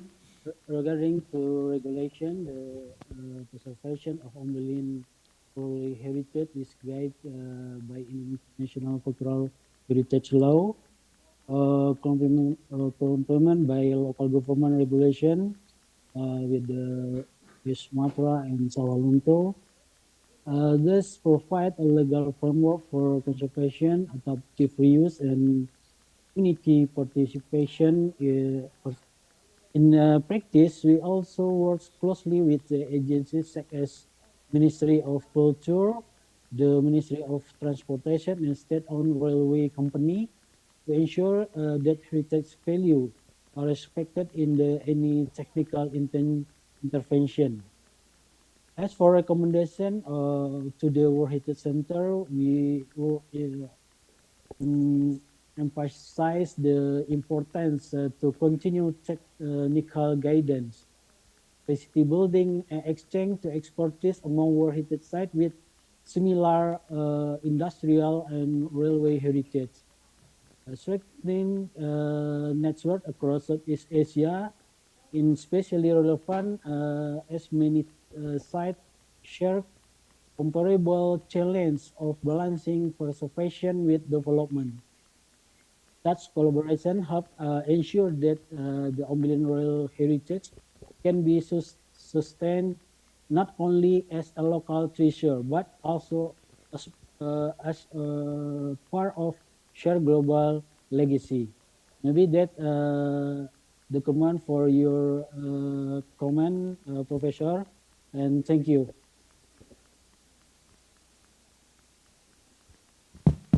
Thank you for your information about how to deal with this, and I hope your site. I really want to visit your site in the future. It's really interesting. Yeah, thank you. Finally, I want to ask some questions to Dr. Ivan. Ivan, are you still online? Yes, he's still online. Okay, thank you. I try to ask in Chinese so that our audience will be easier understand. Yeah, please make sure that you have switched your channel into English for our online speakers so that you can hear English in real time. Thank you. 好，我想非常感谢Ivan 帮我们介绍了在ICOMOS。Introducing under ICOMOS, the International Charter for Cultural Heritage Tourism. We understand that UNESCO has an international, global tourism body. They are also a strong advocate of cultural tourism. So could you briefly also analyze and also share with us how these two different systems under UN differ, UNWTO and also ICOMOS, cultural heritage tourism, how do they differ in terms of cultural heritage practices?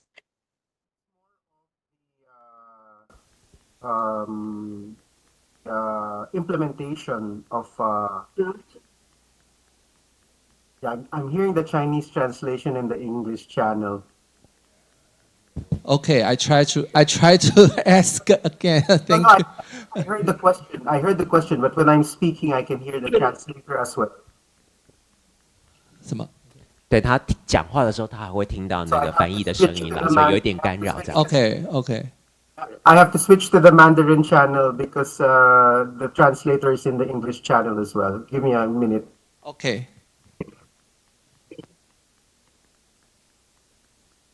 Okay. So the system is very different because the UNWTO would be state parties, whereas ICOMOS is professionals. So the ICOMOS charter is written by professionals, and there is no ratification by state parties. So you have, when we promote the charter in ICOMOS, it's really convincing stakeholders to be able to to be able to use the charter and adopt the principles in the work that they do.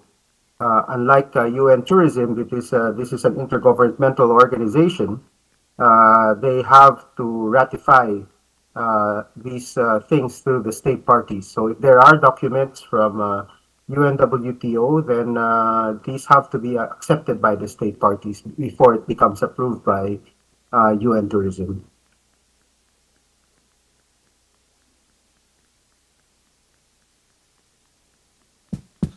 Okay, and what about the different context inside the charter, different between ICOMOS and UNWTO? The context of the document between them. Thank you. Well, I mean, I'm not quite familiar with if the UNWTO has any cultural tourism charter of its own. I mean, there are documents on tourism and culture synergies, but there is really doesn't even have. I don't think there is a document or charter from the UN tourism regarding cultural tourism. So this document is quite unique. And as I mentioned, if we want to have a similar document from UN tourism, then this is something that needs to be agreed on by the various state parties. Okay, thank you very much for your sharing experience. And now I would like to open put the question from the floor. If there are some questions to ask one of our speakers, and because of time, I think we can only accept one question only. Sorry, yeah. Is there some questions?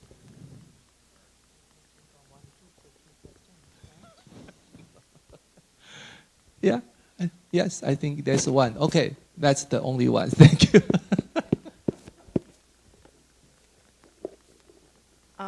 Yeah. So in Chinese or in English? 问那个因为对是老师对对，想请问一下，因为其实对于你来说，目前很重要。To talk about how it's important and challenging for you, and that's the future conservation of the technology and techniques. Although that's challenging, I wonder if you have any sense of how to solve that problem in terms of preserving the techniques, the expertise of the engineers. Thank you for the question. I think the biggest challenge is we need them to pass on experience and the techniques and the skills. I think we are quite behind because it takes a lot of work. We need them to pass on the experience and also the sketches of the work plans. I don't think we have any of those. And also when we repair the steam locomotives, we still lack a lot of the knowledge in concrete forms. For example, when we repaired card number 21, we had to ask specific manufacturers to go repair them, and actually they were not willing to let our people see it because it's trade secret. So we need to send people to relearn it from manufacturers that are willing to teach us. But if we do send people to be trained, what if they quit? That's a very practical issue. And we need to make sure that people carry on the skills. It's very complex. Maybe we can designate specific personnel to focus on taking care of the locomotive, but that's not possible as of now. The drivers take shifts So there's no designated staff just focusing on operating the locomotive. We don't have specialized staff, so it's difficult to really pass on those skills and techniques. I really hope that Alishan Forest Railway can take the first step. We see the Taiwan Railway fail to pass on those techniques because people quit their jobs, and when they leave, they take these skills with them. And in the past 2 or 3 decades, Taiwan Railway have already failed to preserve those techniques. 60岁、70岁还会做这。 Back then, they still have engineers in their 60s or 70s, but now those drivers or engineers are already in their 80s or 90s. And in the future, they could pass away and already have passed away. And some of the engineers or drivers that I've known have already passed away. 怎么办？他们快要渐渐的凋零了，而现在 I remember worrying about no one keeping those traditions alive when they die, and now they have already left this world. So my recommendation is to designate people to carry on those skills. 我们过去 I observed that Indonesia have similar problems. There are a lot of locomotives preserved in Indonesia, but last time I visited, they told me that some of the engines were not maintained because nobody know how to. So they had to show us another engine. But what if in the future all of the engines that are in well maintenance are no longer in operation? There is simply no new trained engineers.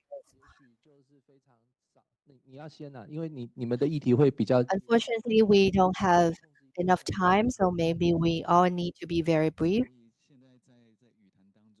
During the panel, the only one working really at Alishan is me, and I've been really touched by your input in the past 2 days, and I really cherish your input. The agency running this railway is facing a lot of challenges. It was set up in 2018, although the railway is already more than 1 century old, and the specific mission that's dedicated to this agency is for this railway to be fully operational and also be operating sustainably. So between 2018 and 2024, restoration was only part of the job. They restored the tunnel and the tracks and the bridges, and also restore some of the memories of the neighboring communities and the values. But now we have a question, and actually, I think you've all observed some of that. You found it a pity that some of the values are not easily communicated to the tourists. Now, the inaccessibility of these values makes it difficult for other people to cherish the railway. Now, people will only cherish things when they are touched, and when they cherish this railway, they are motivated to join us to preserve the railway. And this is what we motivate people to do. We want people to really join us to make it a real cultural heritage. I will make sure to pass what you've talked about to my colleagues. I'm sure I will make sure that they know what you have recommended. And once again, I want to thank you all for your input. Thank you, Han. I think Oma would also like to make some comments. 谢谢王教授。我飞了2000公里。 Alishan heritage, and I love it. So that please allow me to give some suggestions. But if they are useful and you can take them, and if it's not useful, then just leave them. It's okay. So the one thing is that within a short time period, and I talked to many stakeholders as much as I can. So I've heard that some like that some people are pro-tourism people. So they want more hotels, they want more stations, they want more trains, and then they want more buildings. So that's kind of the development pressure is there. And then also we talk about, and I talk with so only one, there's an indigenous leader. And then I asked him, what is the heritage? Do you want to have the heritage in this area? And then his response is, I'm not very sure whether he understands well what the heritage is, and then I don't know his interpretation about the heritage. And then he says that, oh, there are many restrictions from the government, don't do this, don't do that. Yeah, so it is maybe the conservation of the forest. So then and again, I heard about that there is only one nurse on 1 week, once a week, from the government, and one nurse from the Christian missionary once a week, so that they can be sick only on 2 days a week, so something like that. So then they have these confusions, and then they also explain about the regional practices of hunting and fishing are now diminishing and be restricted. So it means that we need to talk more with those people, and then and then when the more provide the medical health assistance to that area, make them these indigenous people who really belong to that area is privileged, that they live in that this area for several centuries maybe. So then that kind of inclusion is needed, I think. And my last comment is that this is not only in this area. So according to my experience, there are a lot of, every heritage sites have these problems. These are very common.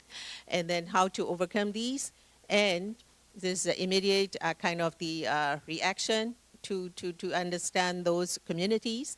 But like now it's 2025, and then in 2050, what you want Alisan be?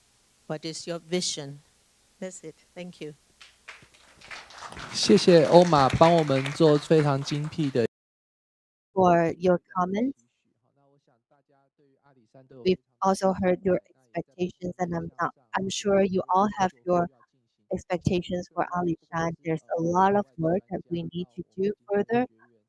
I believe that for all of us here in the room and on site and online, we found this kind of model of work is really inspiring, because preserving cultural heritage involves a lot of human effort.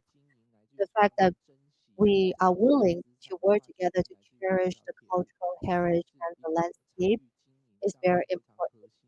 It's the core of site management.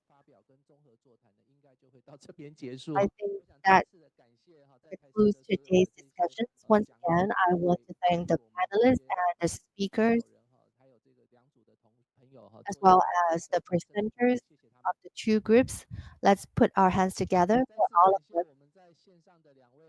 Once again, a big thank you to Ivan and Romat online. Thank you so much. 这个综合座谈呢就到这边结束，我们把时间交回给司仪梦。I will now hand it over to 30 more seconds online, because we like to have a group photo with you, okay? Yes. You might be wondering, why is that we haven't had a photo yet? Okay, we're going to do that. Can I have all the members of the panel stand up? 我们请我们刚才带来非常精彩讨论的我们台上的所有讲者，我们是不是也请这个周副组长到台上来一同加入合照好吗？ And also Deputy Director from the Bureau of Cultural Heritage, Ministry of Culture, and with Ivan and Ramat in the back, okay? We would like to have a group photo. 好，我们可能抓一下，可能台上的贵宾要稍微往两边站，好，这样我们也可以看到我们印尼跟菲律宾的主讲人。All right， 这样我们摄影师都拍得到吗？ Okay.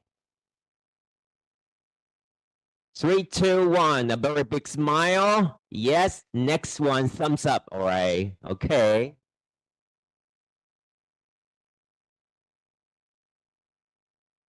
All right. One more time for all our speakers on the stage.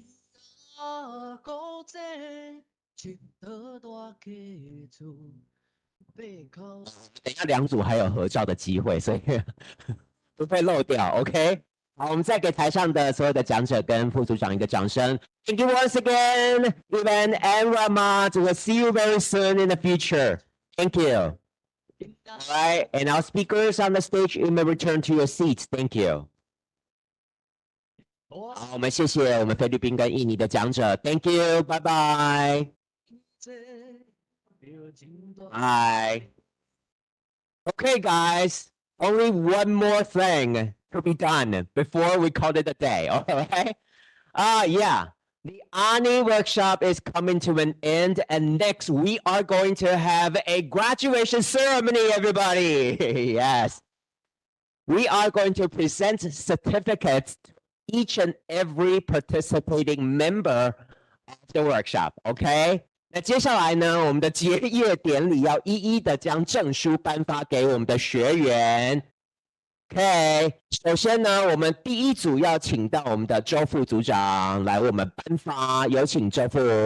OK， 到台上来。All right, everybody. Firstly, Group A, up to the stage. Group A. Come up to the stage. 我们先请第一组到台上来。OK， 我们先颁给我们这边有顺序哈，我们先颁给小鱼。Yes, congratulations. 接下来我们颁给后面，不好意思，后面我们关一下，或者是如果弄成主视觉会不会也？这样会不会脸也会有那个光？还是荧幕整个关掉？荧幕关黑影，这样会不会有那个亮光？还是关掉比较好？关掉 ，OK。好，给小鱼 ，Congratulations。接下来给小文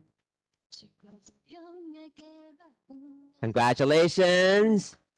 接下来是逸璇。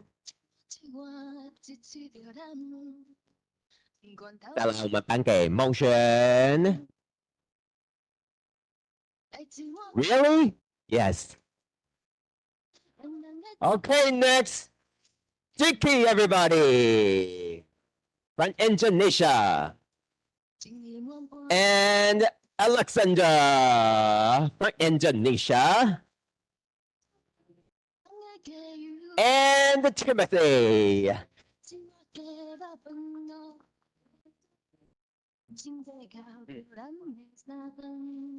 And now group A, group photo. Can I have some stand here? Okay. 然后副组长站在中间。All right. Maybe one more here. Okay.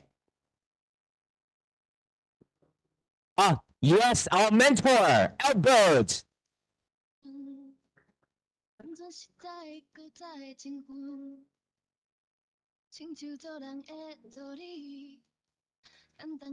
Okay, the first one. And the second one, the happy one, okay? Do whatever you want. 第二张。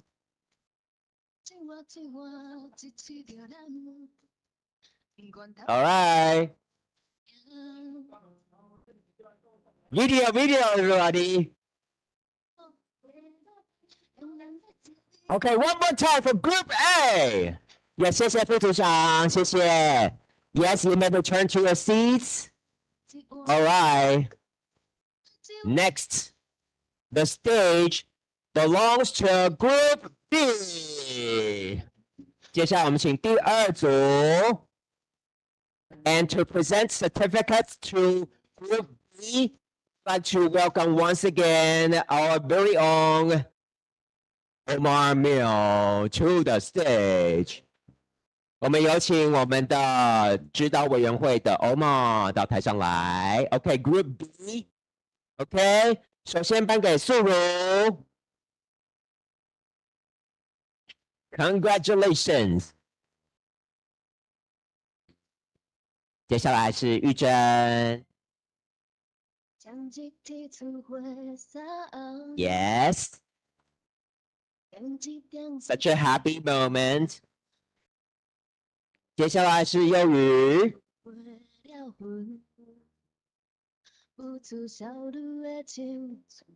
Yes. Next from Myanmar, we have Zolin. 9. Yes.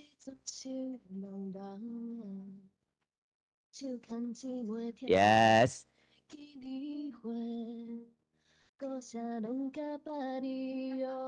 Yeah, we have to make sure that we have the right name on the certificate.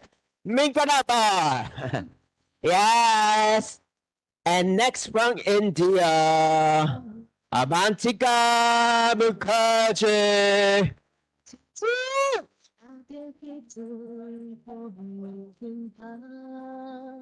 And next from Greek, Konstantinos Agraphiotis. And last, but definitely not the least, Marcus Mayor from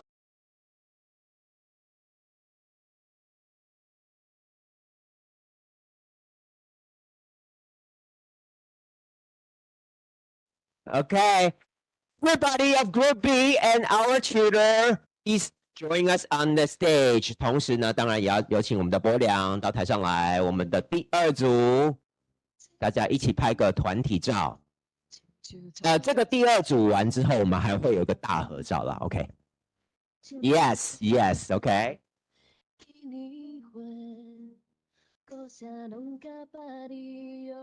All right. Group B. Okay, the first one, a very big smile. Okay, the second one, the happy one, okay? 第二张。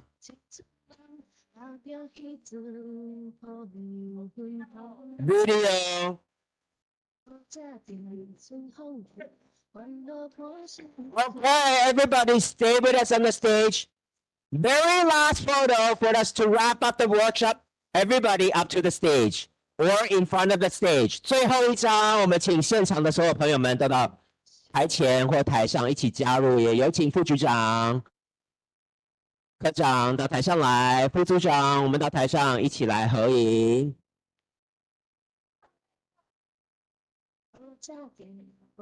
没错，我们这几天的2025阿尼国际见学工作坊呢，真的是收获良多，也非常谢谢我们2组学员，我们的随队老师，同时呢还有我们的王老师，也谢谢文资局，谢谢林铁，谢谢嘉义市政府大力的支持。Okay, take one step to your left. Okay, 往左边一步，往左边一步。Okay.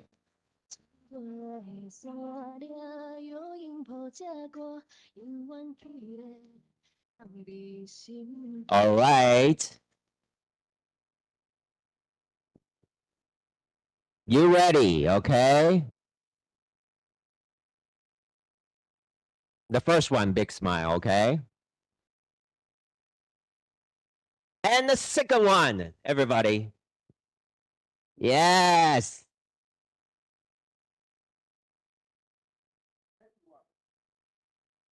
Video. Not yet. Okay. Still in the photo part. Okay.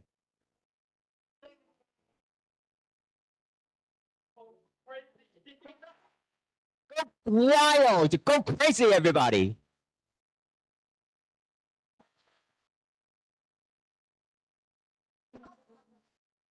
No. That'll be too much. They're going to spend the next 10 minutes looking for their certificate. Yeah. Yeah! 2025 ANI International Workshop See you next time. Bye bye. 春风起，吹着心内。